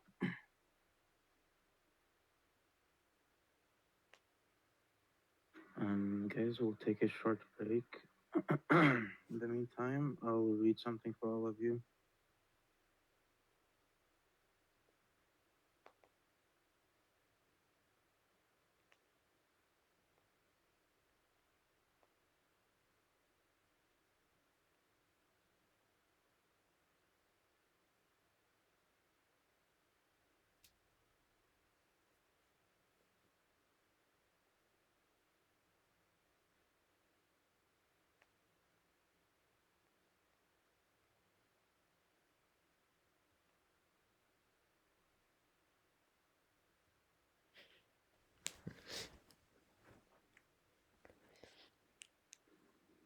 Okay, I'm back.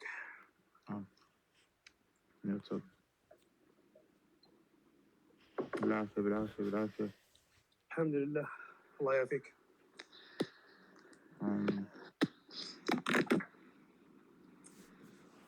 He almost had us in the first half.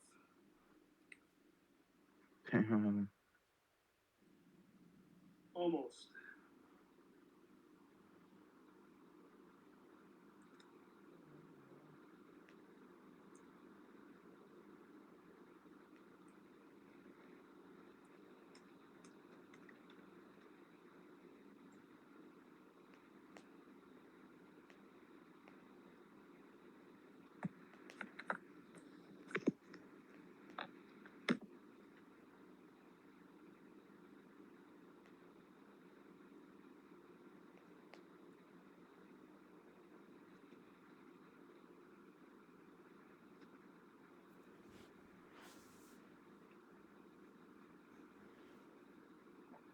All right, I'm back. Welcome back. I want to clarify one thing about the reason why I brought up the whole issue of Allah's attributes. That's not my main argument. I know that atheres, or atheres, however you want to pronounce it, have explanations for these issues. That's fine. The reason why I brought that up was to show that they're making real distinctions in God does not mean a multiplicity of things as you define thing, and it does not mean complexity in such a way that would violate the oneness of God or divine simplicity. That's why I tie that into this. The reason I'm using that and the purpose of defending the Trinity and explaining why we believe that yes, the three persons are really distinct. The persons are identical to the essence, but they're not. That doesn't mean the persons are identical to each other because they're distinguished by their relation. Look, clearly we're not going to get anywhere because of our different definitions of things, and this is just going to drag on for hours and hours, Matt. It doesn't have to. If you were to stick, you can make an argument based. So what I'm saying is, look, okay, I'll put it in simple terms. Okay. Dictionary definition of thing, entity or object. Where are you getting your definition of thing from? I simply define. I mean, the main thing would be: are you asking me for a specific like citation or book? Yeah. Okay, Henry Granier's 4-volume set on Thomistic philosophy defines being as that which is, and I think that being and thing. Yeah, but how does he derive that? Is my question. Oh, he says he is most okay. So obviously he's a Thomist, so he is overall following Aquinas and how Aquinas defines these terms. Well, So that's where why does Aquinas define it as that as in that way? Well, Aquinas was following Aristotle, and the reason why Aristotle defined it that way is because of the fact that being simply, I mean, ultimately, it just refers to anything of which you can say something positively, or something affirmatively. That's all it means ultimately, in one sense. Or it also just means anything which is divided into substance, accident, quantity, quality, etc. The 10 categories. And I think that the term thing and being, at least in this context, would be synonymous. And so thing is that which is. I don't see why we need to get into virtual particles. Do you believe math? Well, okay, so you said things and beings are synonymous. Is math a thing? Is math a thing? Yeah.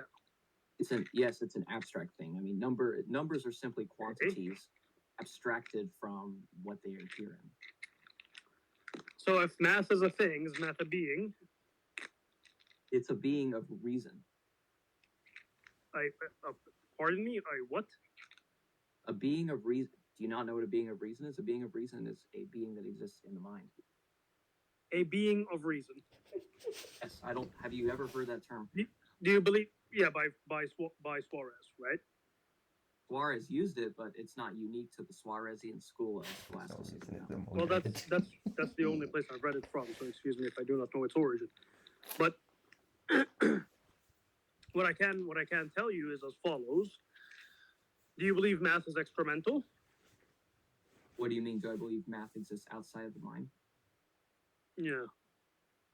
Abstract objects exist out of the mind, but they only exist.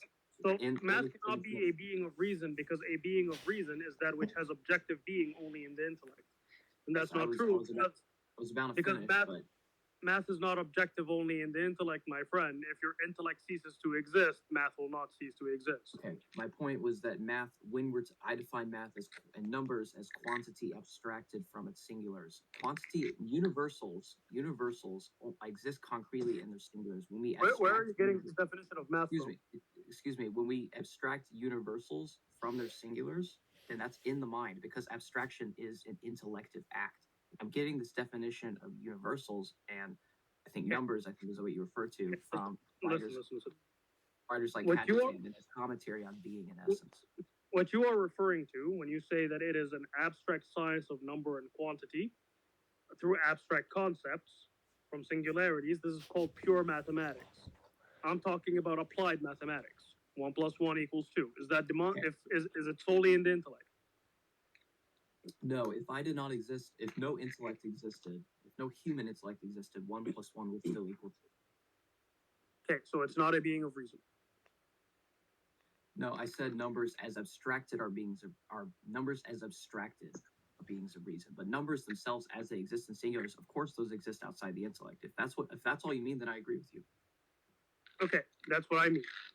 Okay, then there's no disagreement in that regard. Right. There is a disagreement because then you'd be still saying they're beings.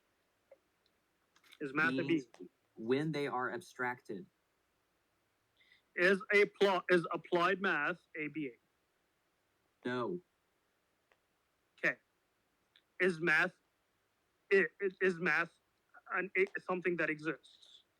Yes. Okay, so math is, right? Yes, I would know that for sure since I was so bad at it in school. So then there would be a contradiction in your term because you're saying things and beings are synonymous, but math is not. Math and beings are synonymous, but math is a thing that is not a being.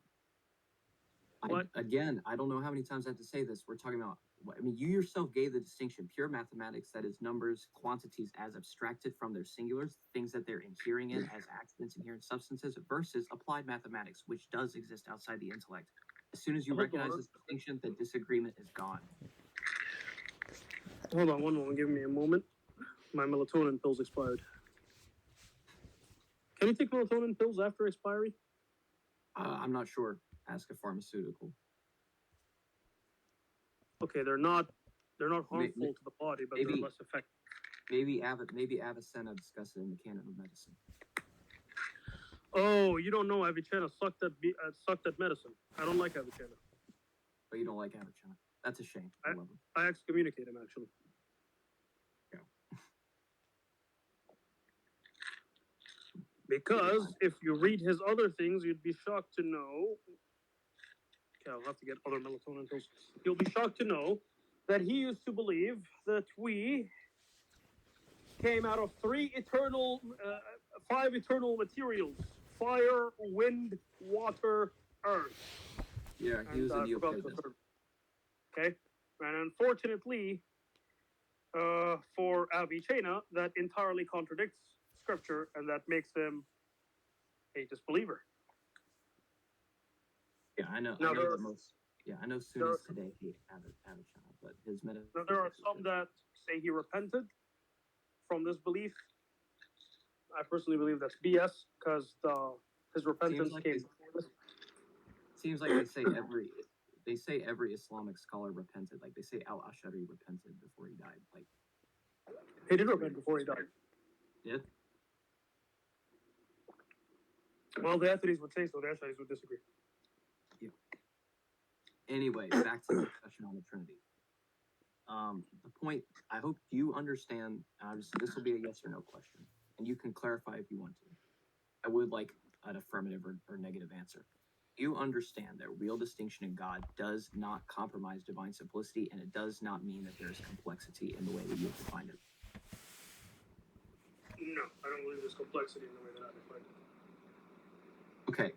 So then you agree that when we say the persons are really distinct and that in this sense there is real relations in God, real distinctions, this does not compromise the simplicity of the divine essence, nor does it indicate a complexity in God as you have defined complexity. Using my definitions, yeah, it does not entail complexity. Thank you. You just conceded the debate. No, I did not concede the debate because you said in my definitions, which you said. Blood really tried to sneak in that I conceded the debate by literally. Yeah, I conceded your definition. We were talking for the past 30 minutes on why you disagree with my definitions, and your questions are like, your definition. No. According to your definitions, do you believe this? I tell you, yeah, my definitions, which you disagree with. They go, thank you. You conceded the debate. Well, you were disagreeing with the definitions 5 minutes ago. What the hell are you talking about? Conceded your definition of complexity, but we disagreed about the definition of things. So I don't know if you have amnesia and you lost what we were actually talking about. We were talking about how to define thing, how to define being, etc. We never ever talked about how to define complexity. I granted your definition. I'm saying no, I'm not referring to my definition of complexity. Under your definition. I'm not referring to my definition of complexity. I'm referring to the definition of thing. Okay. Yes, I just said that we disagreed about this. No, you do not. Because for the past 30 minutes, yeah, I said that we disagreed about how to define things, but I conceded your definition of complexity. Nope, bad boy. What you did is that you realized, oh crap, jihadist argument is so ironclad. Therefore, hey jihad, according to your definitions, do you believe in a complex? Do you believe in a complex? This Do doesn't you work. believe in a This is just complex empty God? rhetoric. No, what I said was that Do I you? disagree Let with me that finish. defined thing. You Let me. interrupted me. I'm interrupting you Matt because you Hedges, interrupted me. I was yes, because it's an open dialogue, Matt Hedges. Okay, moderators. it's an open dialogue. Why are you questioning mine? It's an open dialogue, You right? interrupted me. What you're crying. What you're moderators, doing, moderators, like, just relax, what okay? you're doing, Matt Hedges, okay? So much for the unbiased moderating. But We went, okay. You wanted an open dialogue. This is what an open dialogue. It's not open monologue. I never said I'm unbiased. So okay, listen. So with that being said, Matt Hedges, please, Matt Hedges, enough embarrassments, please. Before you listen. respond, what I said was that we disagreed about how to define thing, but I conceded your definition of complexity for the sake of this argument, and then you just admitted No, I wouldn't know you. that there's real No, he distinction in didn't. God. What the hell? You just admitted that you said that since there's real No, distinction. you didn't. Not If compromised you if I can, said this, if you it can does not see, indicate complexity. if you can, first of all, just so I could show you that number one, you're not listening, and number two, clearly now you're losing. You're the one not listening. Is that the first time? Okay, you made it very clear. Can you like be quiet for one moment so I can actually talk, or do I have to baby you again? First, I was speaking first, and I'm going to. Wow. It's an open dialogue. Now, with that being said, Matt Hedges, so what I said was that we disagreed about how to define things, but we did not disagree. Not hearing anything. We disagreed about how to define things, but we did not disagree about how to define complexity. Matt, bad boy. No. Okay, guys, we're not gonna fly, right? Now, what you're doing, okay, is now becoming embarrassing. This entire 30 minutes, you were telling me you disagree with my definitions, yeah? And then you said, this is his question, by the way. He said, hey, jihadist, with your definitions that I disagree with, that if I agree with entails complexity of my belief, do you believe in complexity? I said, no. And he says, do you believe that these would entail complexity? I said, no. He goes, thank you. You conceded the debate.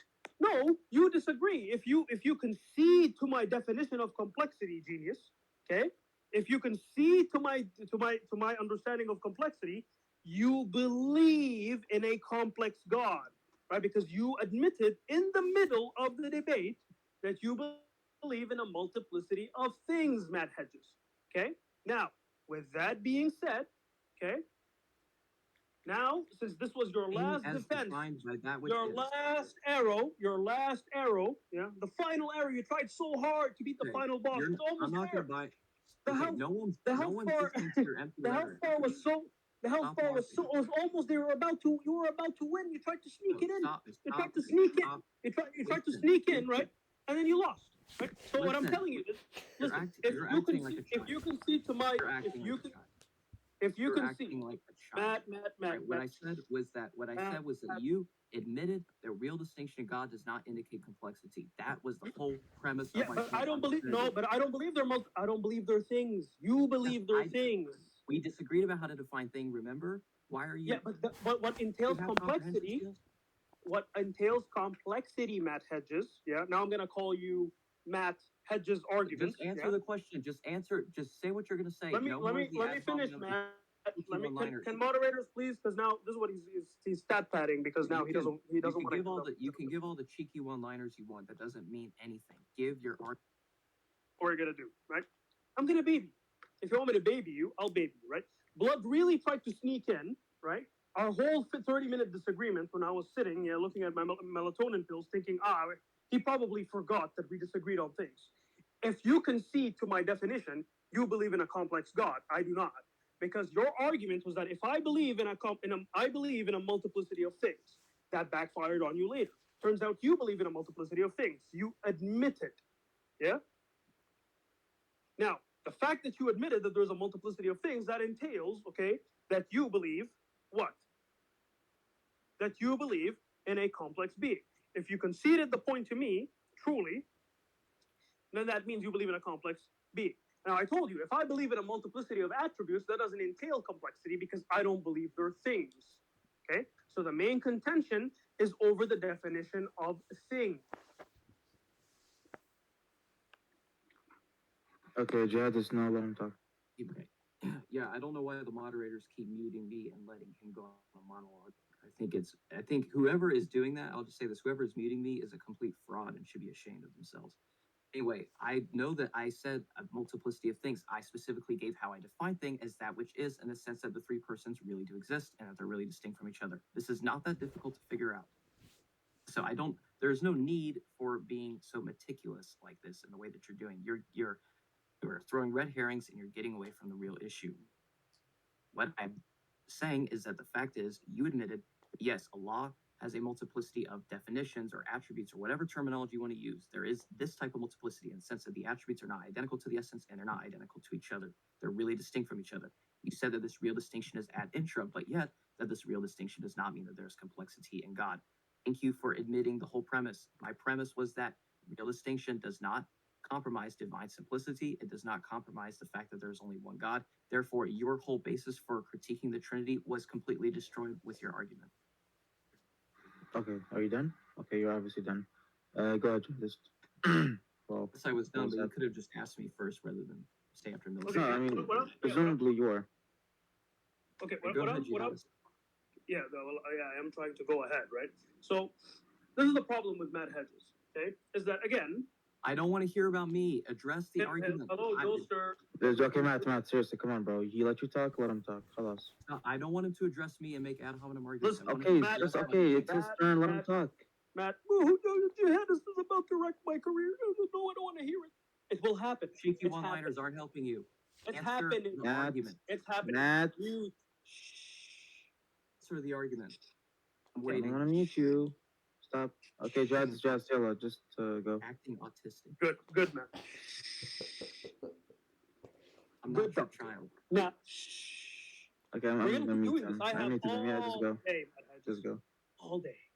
Now, with that being said, listen, it's okay. When dogs bark, we muzzle them. We go shh. Yeah, everyone put the shh emoji for Matt Hedges. So, with that being said, I'm making it very, very clear one last time. For the past 30 minutes, you've been waffling and crying about my definitions. Okay? You asked me. You said, Jihadist, according to your definition, do you believe in complexity? No. Jihadist, according to your definition, does that entail complexities internal to God? No. Thank you for conceding the debate. No, you disagree with my entire definitions. Why would you appeal to my definitions at the end? If you appeal to my definitions in the end, that means you concede your entire faith. Yeah? You agree with me, which you just now admitted, yeah, that you conceded to my understanding of complexity. You are admitting in front of 40 listeners. Complexity. Matt, seriously, bro, wait, Matt, damn. Matt, it's Jover, yeah? It's Jover. I'm going to use Jover's name in here, yeah? It's Jover, okay? It's done for you. You tried to shoot your final bullet, and a white flag came out, okay? Because Thomas Aquinas did not load it with bullets. He loaded it with blanks, okay? Now, again, very clearly, you disagree with my definition. You concede your faith if you agree with my definition of complexity. So clearly, I did not concede to your point. This was a final last kick in the dark. Yeah, last shot in the dark. He tried to shoot a stray bullet. Yeah, but it did not work. Now, again, we don't agree on the definition of complexity. If you concede, truly, then in front of 40 people, 40 listeners, you admit that your faith is complex and mine is not, if you agree and concede to my definition. Okay? Now, I made it very clear, okay? Is something that's simple, and I will not, I don't intend to repeat it about 500 times. Okay? Is as follows. Okay? You admit, okay? 100%, you fully admit that the persons is three distinct things. I even asked you. You said yes. Yeah? Do you believe that there are things according to my definition? According to your definition? Yes. Then you believe in a multiplicity of things. You said yes. If anything, you conceded a long time ago. When you appeal to my definitions, it doesn't work in your favor. Okay? It doesn't work in your favor because I don't define them as multiplicity of things. In order for it to be complex, it needs to be a multiplicity of things, which you believe. I don't. Capiche? So it's not me conceding the point, okay? It's me answering you based off my definitions, which you, for the past 30 minutes, have been crying about. And I told you several times, we can end on a good note, okay? But if you don't want to end on a good note, I won't take my melatonin pills, yeah? And I can treat you harshly, right? So you could choose whether we can end it on a good note or a bad note, okay? Because as far as I'm concerned, clearly our main differences is over the definition of thing and complexity. If we're not going to get anywhere with thing, which you were not 1 even minute left. able, if you were, what's up?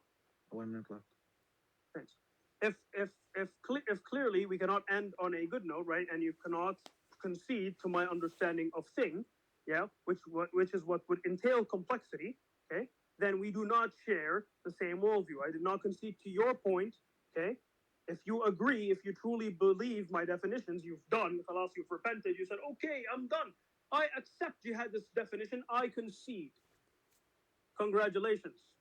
You're no longer believing in divine simplicity. Go follow Jay Dyer or some other silly Christian that believes in EED or some other excuse you can make up for your complex being.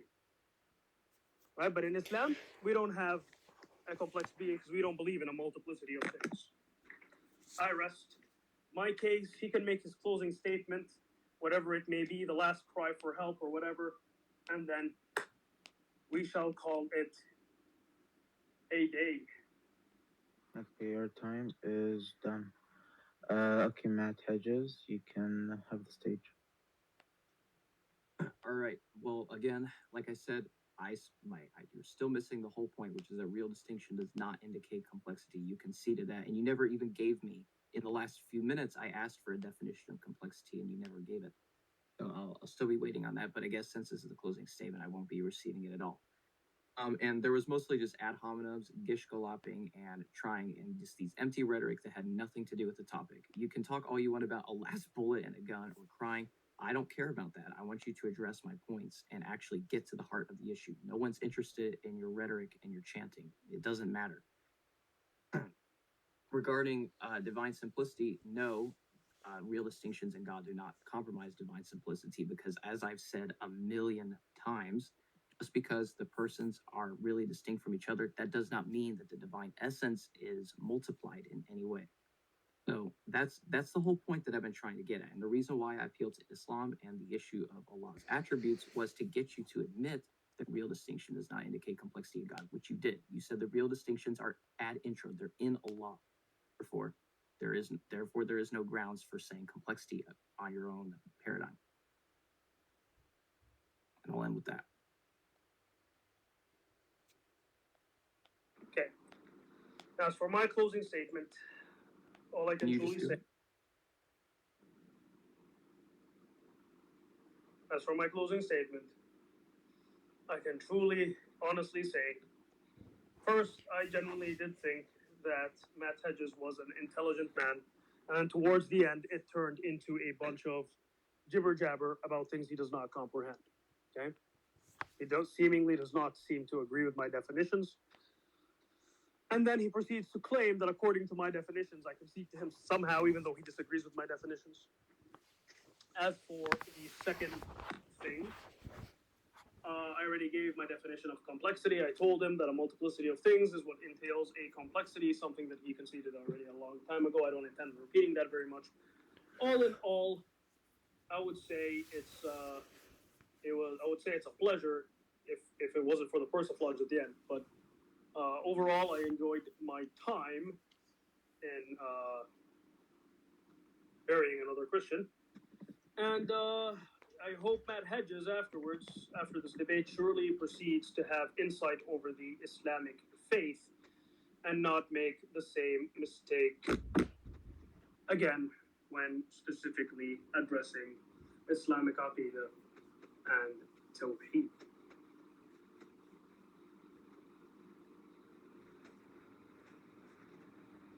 Is that it?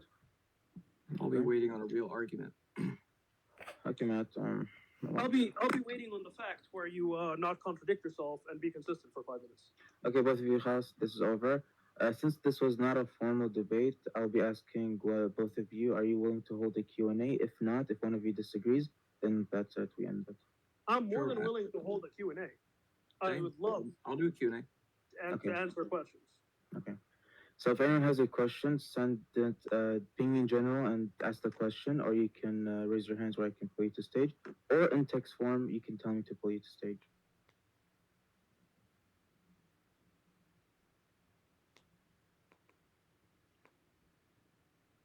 Asking a question in space chat. Jihadist, we have a question from Potentia. He says, if attributes are not things, what are they to jihadist? I already told you they're expressions. There you go, Potentia. The essence, it's descriptions of the essence acting. They're expressions. Okay. Matt Hedges, a question from Adam. He says, how does your model of ADS not go against every law of logic? Question mark. He should be more specific on which law of logic he's talking about, and which part of the doctrine of divine simplicity that he thinks is inconsistent with it. So the question is too vague. Okay. Adam, you can clarify your question. We'll allow you a second clear question.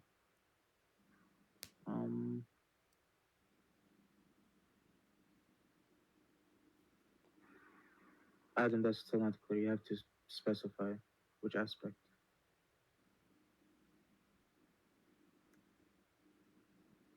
Is he asking me? No. It was just his previous question.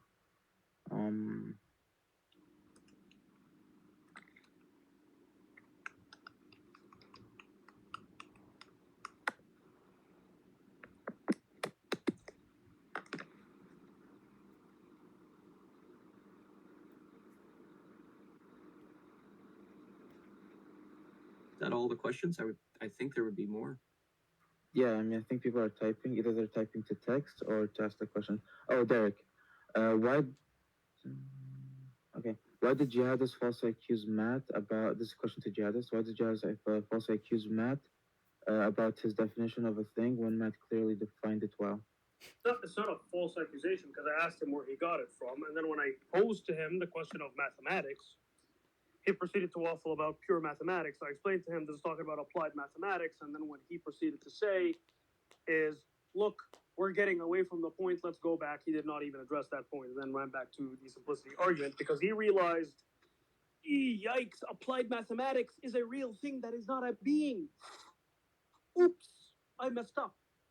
Conceded. So he wanted to quickly get out. It's not a false accusation. Now, if he says he conceded that, then his definition of thing falls apart and he'll need to redefine thing. He already said it. You heard it here, folks. Heard it from him. Heard it from the man himself, Derek. He concedes. Okay, so until he defines thing and moves away from my definition, he kind of falls apart. Can I respond to that? Matt, I don't think so because that question was directed to him. But there's another question. Yeah, but a minute ago, you let him ask a question and then you let me respond. What do you mean? A minute ago, there's a question asked to David. This is how Q&A in a debate works. If one person asks one debater a question, they answer it, and then the other debater gives. Yeah, but it depends on the format. Since this was not formal, I'd like to respond to what he said about pure and formal mathematics as regards to the definition of thing. Yeah, but that's not a question to begin with. I conceded that applied mathematics is a real thing. So again, you're misrepresenting me. And with regard to mathematics in any sense. Okay. Question: why did jihadists grab a bag of chips and smack the debate? Doesn't you think we shouldn't promote obesity? What do you think, jihadists? Why did jihadists grab a bag of chips and smack his lips in debate? Doesn't he think we should promote obesity? Well, my friend, I 100% agree. I do not think we should promote obesity. I do not recall opening a bag of chips and eating a bag of chips. But you know what? Perhaps Matt is right. My memory might be failing me. I do not recall eating chips in the middle of the debate. You're like munching on something. I don't know what it was, but what I was doing is I was drinking water, and then it finished, and I had to go get water. I'm pretty sure water doesn't crunch, but yeah, look, that's I don't think water sounds like that. Okay, wait, stop. Matt Hedges, there's a question from. Maybe. Oh no, I think I know. I ate a nugget. I ate a chicken nugget. Yes, actually, we gotta ask the question. Matt Hedges, there's a question from Boo Typer. He says, is there a real different distinction between the Father and the divine essence? No, as I clarified multiple times, the persons are identical to the essence. I'll let Jihad give a chance to respond since I want to be a fair debater. So Jihad, No. you want to respond? You can go ahead. No. He will not. No. Jihadist, we have a question. The question is for you. If they want to ask me a question, it's being fair to you, right? But if someone asks me a question that you don't know about, or it has to do with my theology and you wouldn't understand it, I think it's unfair for me to deflect it back to you and say, "Hey, man, answer this," and you don't know what the hell it is. Well, I was just being charitable to you. That's all. But we can go Okay, ahead with the next one. God bless you, Matt, for that. Thank you for your charity, Matt. I reject it. Yeah. Yes, please. Okay, Potential says to jihadists, a real distinction is something which reflects a difference in extra mental reality. So if the essence and attributes is really distinct, then what's the difference that one has and the other lacks? Okay, let's see. Where did he ask that question? In general, Who asked it? Yeah. it was That potential. is, a real distinction is something which reflects a difference in extramental reality. So if the essence and the attribute is really distinct, then what's the difference that one has and the other lacks? I told you it's by functions. We define things by functions. Yeah? Mhm. Each description or each attribute, yeah? Each attribute describes the essence acting, right? And there are functions to it. What do I mean by functions? Well, the creator is because the essence creates, right? The merciful, because the essence, one of the acts is that the essence shows you mercy, right? So there's a function and an object to that function. So things are all defined by functionality. And I just wanted to clarify earlier because I know Brother Potentia has issues with the word thing in specific. Right? When we're talking about things specifically, it differs from the Arabic kalam to the English kalam, because usually when we say things, we're referring to beings and entities and stuff like this, right? So we cannot say that the attribute is an entity yeah, just so we're clear. Yeah, when we generally refer to it as a thing, this is just merely as a name, yeah, or as it's more well known. It's only in the ism, yeah. And as for the functions in Arabic, it would be known as I think it is called, I think either a tawdih bil-rasm or something bil-rasm. Shaykh al-Islam ibn Taymiyyah spoke about it previously, in which these attributes, they maintain functions, okay? And these functions is what differentiates them. Each attribute describes something different than the other. So God's wrath is not the same as his mercy, and his mercy cannot be the same as the attribute, the creator. There will be a jambalaya of things. Mhm. So there requires a distinction for this. Question from Paradox to That's what it's called. okay. Question from Paradox to Matt Hedges. He says, how can he how can he believe in the Trinity at the same time believe in ADS? God has no distinction. If so, how is he not going against the law of identity? Well, I deny the consequent. I do believe that there is a real distinction in God, as I've said this like 100 times now. That yes, the persons are really distinct, and he should define what he means by the law of identity specifically. If he just simply means A is A, then he needs to be more specific. I don't see how the Trinity invalidates or contradicts the law of identity. So he should be more specific on that point. No, the Trinity does not go against absolute divine simplicity, because divine simplicity simply says that all that is in God is God. That's what we say. The persons are the essence. The Father is God. The Son is God, etc. And so, in that sense, there is no real distinction between essence and person. While there is a real distinction between the persons, and that God is His attributes. That's all that we're talking about when it comes to divine simplicity. At least, obviously, that's a basic overview. We could be more specific than that. But in regards to the Trinity, I don't see why there's any contradiction. So again, he should be more specific on how the law of identity and the Trinity are contradictory, and how the Trinity contradicts ADS. Okay, thank you for that answer. Question for Jihadist. If Allah is fully eternal in his being, why are some of his actions temporal? If Allah is fully eternal in His being, why are some of His actions temporal? Well, because they take effect in temporality. Okay, they take effect in time. For example, do you believe that Allah Subhanahu wa Taala's mercy, the fact that Allah Subhanahu wa Taala's Allah, the fact that Allah Subhanahu wa Taala is merciful is uncreated, is an uncreated attribute? Of course, it's an uncreated attribute. So if it is an uncreated attribute, then when you proceed to pray and you say, "Oh Allah, forgive me," that mercy is shown to you after the prayer, right, indicating that there is a hadith in the matter. A better argument would be is the attribute of hearing, because the Ash'aris say it is one of the 7 non-relational attributes, and so do the Maturidis. Right, the Maturidis even, I think, they add taqween to it, but hearing is one of them. Okay, and we all agree on hearing. So one example that I could give is that in the Quran, in Surah Al-Mujadilah, yeah, is that Allah Subhanahu wa Taala says that indeed He has heard, yeah, the argument. Okay, now did He hear this argument in time, or did He hear it before they existed? Obviously, He heard it when this argument occurred, right? Otherwise, their argument would be as eternal as God, right? And their argument is created. Yes. So the fact that these things take place within these events take place, or these actions take place within time or temporally, does not necessitate an impediment on the essence itself, because the essence itself is timeless. It just acts in time.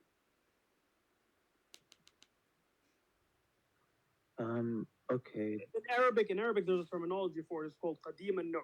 Yeah, it's qadim al-naw. Yeah, but muhdath al-fi'l. Yeah, it's eternal in itself. Yeah, it's Allah has always possessed it. Okay, but it's actualized or expressed temporally. God bless. Question to Matt from Saint Sour. He says, "Do you affirm propositional knowledge for the persons?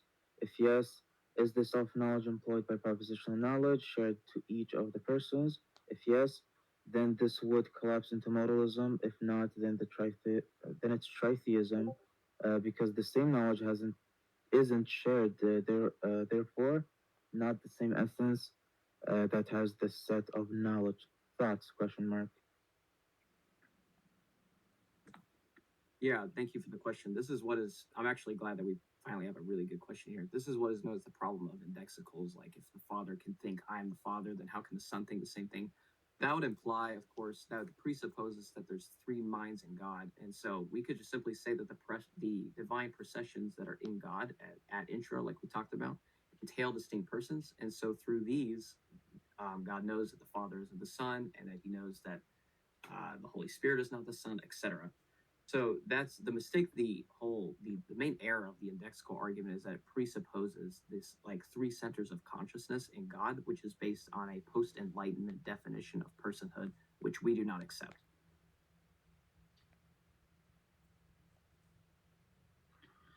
Thank you for the answer. Jihadist, a question from Derek.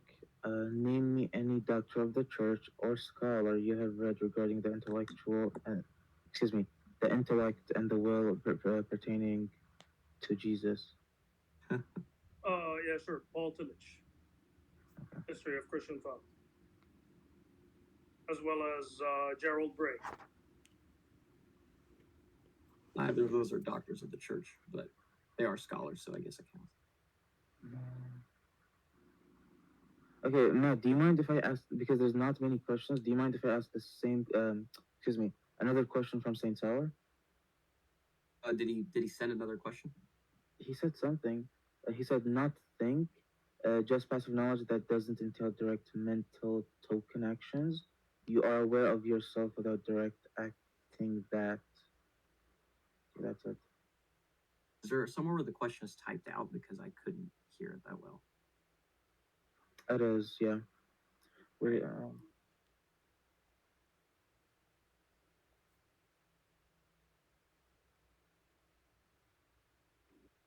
I see more questions for me that I'd be happy to answer. yeah, I just found one. There's a question from Adam. He says, how is God is distinct by what he is identical to? How can the essence possess everything that how can the essence possess everything that 3 underlying distinct realities possess?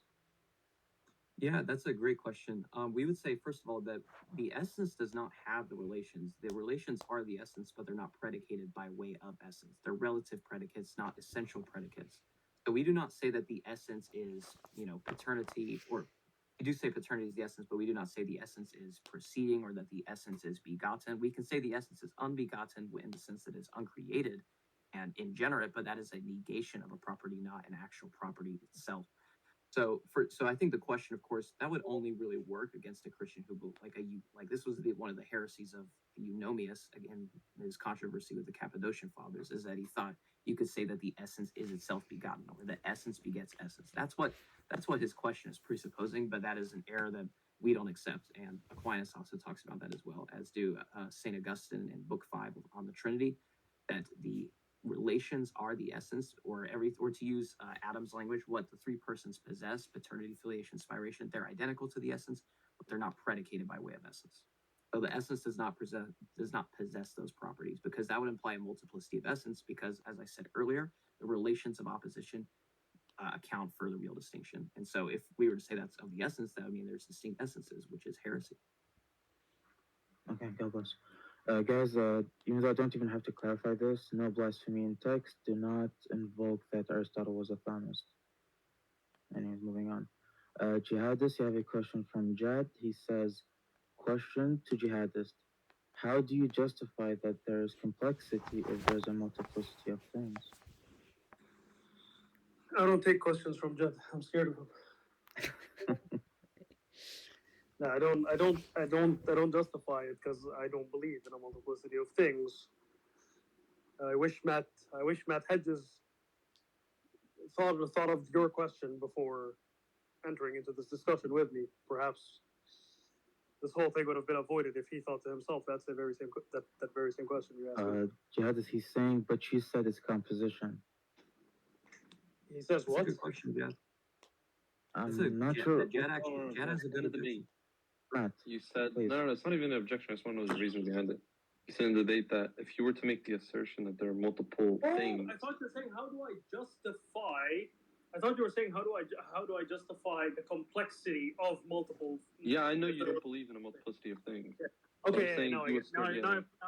now I fully understand. How do you justify that there's complexity, there's a multiplicity of things? Well, if they claim that there is a multiplicity of things, and their argument is the understanding that, well, they come to the Muslims and they say, well, you believe God is one, all these attributes, that's a multiplicity of things, therefore your God is complex. Yeah?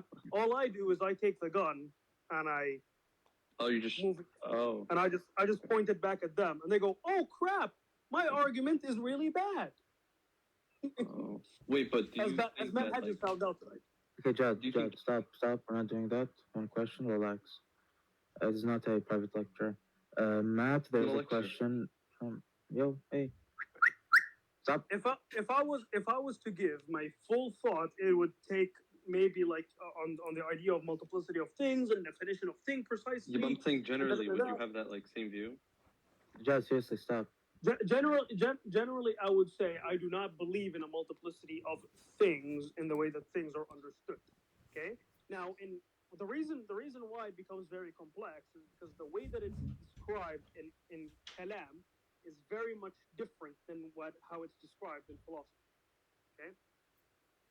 Okay.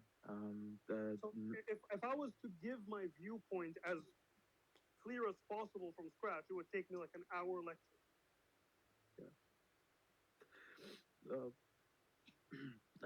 Pretty sure I saw more questions for me.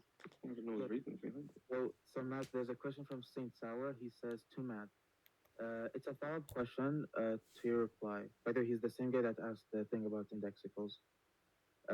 He says, your answer would work if there's a direct mental token actions that are acted, but this isn't necessary for passive self-knowledge, i.e., you are Matt always without having to directly act this mental token action. I don't understand his question. Okay, so since you can rephrase in the meantime, I think there's I another. appreciate if you rephrase it. I would like to answer. I'm not trying to evade it. I would just challenge Saint Sauer or ask Saint Sauer to rephrase it. Okay, in the meantime, I'll ask this question from Antonio. why does he? I mean, why does Matthew think Muslims have had a hard time understanding Christian theology and an even harder time refuting it? Where do I even begin? I mean, part of the reasons is because I don't even.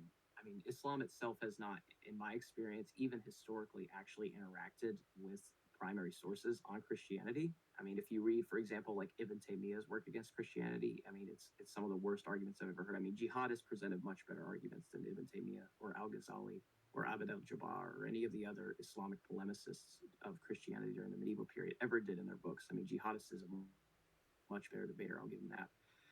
So I think that's part of the reason is that there's such a bad polemics historically, and another reason, obviously, is because of misrepresentation and just really a lack of knowledge of history. I mean, that's a big thing, and I think we saw it in this debate, especially when we discussed the Council of Nicaea. So those would be the two reasons that immediately come to my mind. But obviously, there's a lot more I could get into, but I don't have the time. Okay. Question to Jihad is from Slave of God. He says, explain how temporal nuzul can happen whilst the essence of... There was a question I saw earlier that was jumped over by Boo Typer. Sorry? There's a question by Boo Typer. Where is it? It's right under Jad's question. Can someone ping me to that?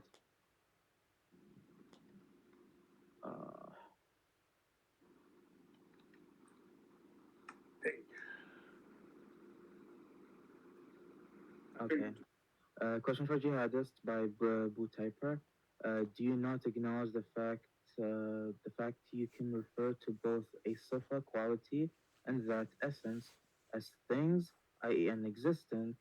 For example, my knowledge is a thing, it exists, but my knowledge isn't an essence. Yeah, no, there's no problem. If you just describe it as any form of existence, there wouldn't be an issue. Okay.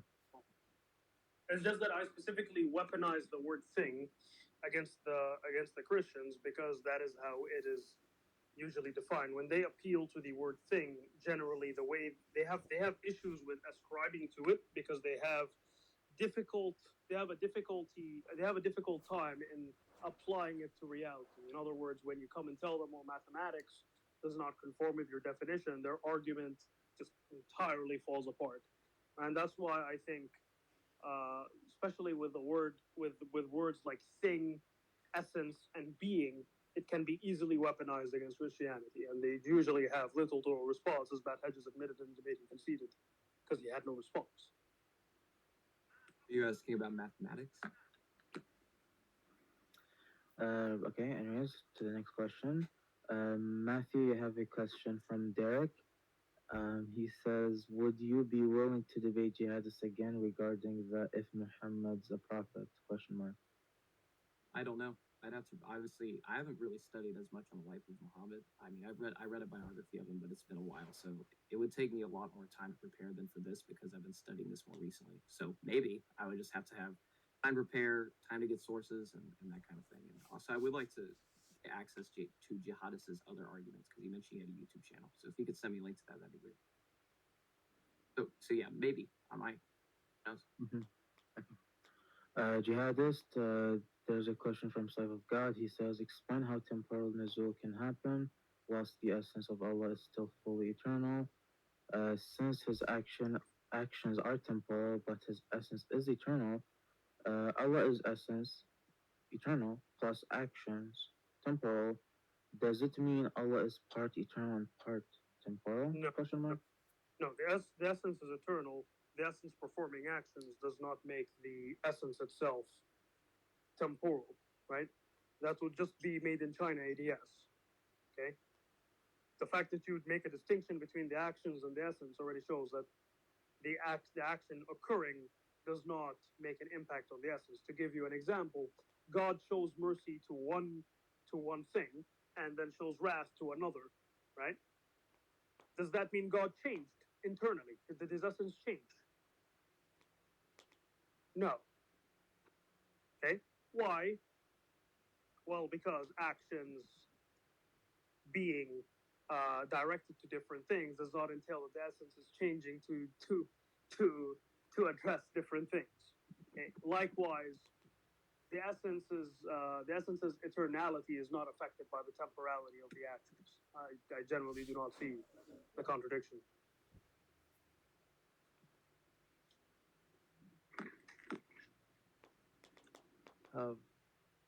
Okay. Bro, are you evading my syllogism? I have not seen your syllogism. Okay, Derek, that question is not juicy, to be honest. I'll just wait. If there's no more questions, then I'll ask that, I guess. Guys, I will give you some moment to compose a question for both debaters, to which we can ask. There's a question for potential. Is it good? But Okay, after this okay. question, just give me a break because I need to get something from my car and come back up. Yeah, actually, after the question, it's halas. The debate will be over anyways. Okay. So, Jazz, I have a juicy question for you. If anyone has a juicy question for Matthew, please give it. Yes. I like juicy questions. Pause. Okay. Well, this question, potentially asked the question. I think it's pretty good. Yeah, that's what I was referring to. Also, Jad, you should maybe try and ask a question for Matthew because you're more familiar with his. God acts in time, and doesn't each action? Jad is okay. Wait, we gotta. Yeah, Jen and I have been talking in DMs lately. Is he on stage? Why are you getting? Wait, you don't have to get into your personal life, okay? What just happened? I was just speaking generally. Okay, Jad, you there, buddy? I take shots. Yeah. Okay, Jad. So I want you to, if possible, if you don't have to, ask Matthew a question, a juicy question that will, we can end on that note type question. Can I think real quick? Yeah, absolutely, take your time. He basically okay. just wants you to set me up. That's all. But go ahead. No, that's okay. If you don't want questions from Jad, that's fine. I cannot. No, I'll take a question. I'll take a question. No, so then don't stop making. I'm just saying that I'm not stupid about what you do. Okay, then don't make these cute little accusations. No, if you're not stupid, you can just say, I don't want Jad asking me questions. As I said, I do not care. You don't have to answer his Jack question. can go ahead and ask his question once he's ready. Okay, cool. Then stop making these little theories. Anyways, Matthew, if you don't mind, can I ask Jihadist his question in the meantime before whilst Jad is thinking? Yeah, go ahead. Okay. Jihadist, you there? Yeah. Question from Potentia. He says, question to you, if God acts in time, then doesn't each action he make go from Potentia to act, therefore entailing a change? Question mark? That does not entail a change, no, because we say that it's expression or an expression. There are three ways to solve this. First way is the perpetual creation argument. Is that the expression is always occurring, so there's no change. Okay. The second way to address this is to just simply say that actions being in time do not impact the essence. Okay. Again, explained earlier. If God shows mercy to one thing and then shows wrath to another thing, does that entail a change in the essence? No. Why? Well, because they're distinct. Okay. Now, go from potentia to that does not entail change within the essence. Yeah. And the third way to address it is to just simply put and say, well, things that are going from potentia to act does not entail change within the essence, because we're not saying the essence is changing, right? We're saying the essence expressed an attribute, and that does not indicate change for the essence. Essence acting is not indication for change. By the way, Matthew, pinging everyone does not ping everyone. That does not ping. I do hope if it is recorded, if something is recorded, I want it to be fully published. Send me the video, please. I would love it. Jad, are you ready for the question? Yeah, give me a minute.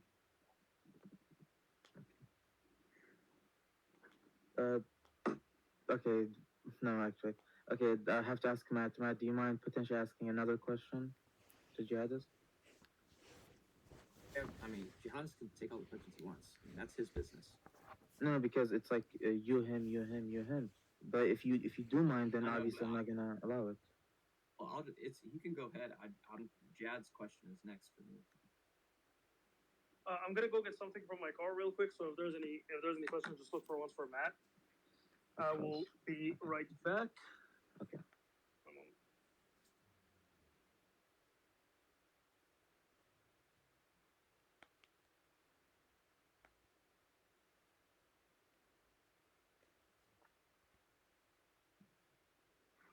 Okay, Matthew, there's a question from Jad. He says, how can you be justified in this identity statement between essence and person if the person lacks the constitutive properties of each other? Whilst the essence is identical to them, P.S. Being identical does not negate a real distinction, as the persons are identical to their intrinsic properties / relations, yet we can still draw real distinctions from it. This is a common question he's asking.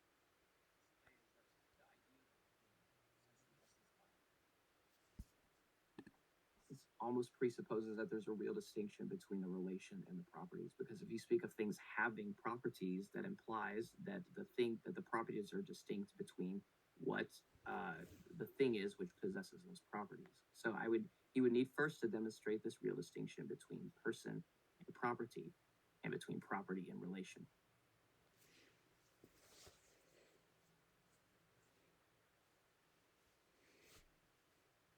Because, like his question said, if I can keep going, I don't know if everything went silent, but he defines a real distinction as a lack of intrinsic properties. That would be the ground of this. And I've already answered that the relations are identical to the essence and yet distinct from each other because of the relations of opposition. And I know he's not making the transitivity argument. I know the point is that he needs to prove that there's a real distinction between the persons and the relations, or between the relations and the properties. So that you need to prove that, for example, that the father is really distinct from paternity before he can try and claim that there cannot be a real distinction between the father and the essence. Do you mind his response if I read it out for you? Did he ping it to me? Because I would like to be able to. No, it's in DMs. DMs. Okay, sure. Yeah. He says, but there's no question in property and relations. That is the point of thomism or thomism. Excuse me, he Jad edit the message. I don't know which part you're referring to. Excuse me, I'll reread the message. You could just unmute him. He's not muted. But he is muted right now. Just let him talk. He can ask his question to me directly. He says I can't unmute right now. But his response was, but there's no distinction in property and relations. That is the point in thomism or onthomism. The relations are the properties. They are said to be intrinsic properties. We have already asserted an identity statement. Yeah, I know that. Like I said that, yes, we believe the relations are the properties, and that when we say the father is paternity, the son is filiation, the spirit is procession. What I'm saying is that under his argument, what he said was that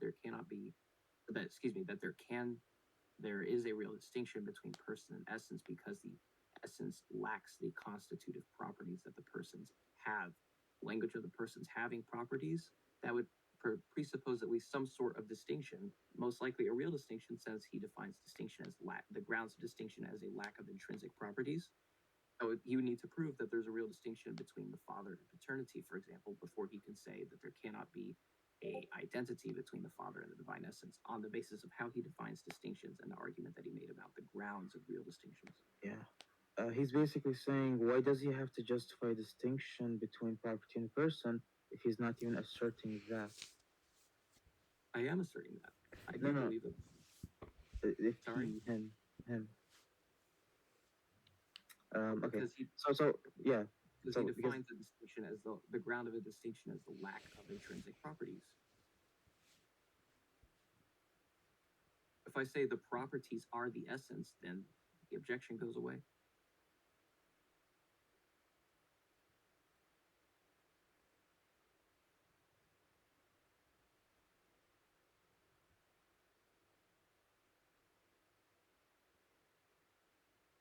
Oh. Yeah. Okay. Everything just went silent. I was confused. Yeah, I think this will turn to whole debate, so we'll just pause it here. Okay, I'm back. Wow, perfect timing, Jihadist. We asked Matthew the questions from Jad, and so I think we decided to officially end debate. Finally. That was both of you. Holy crap.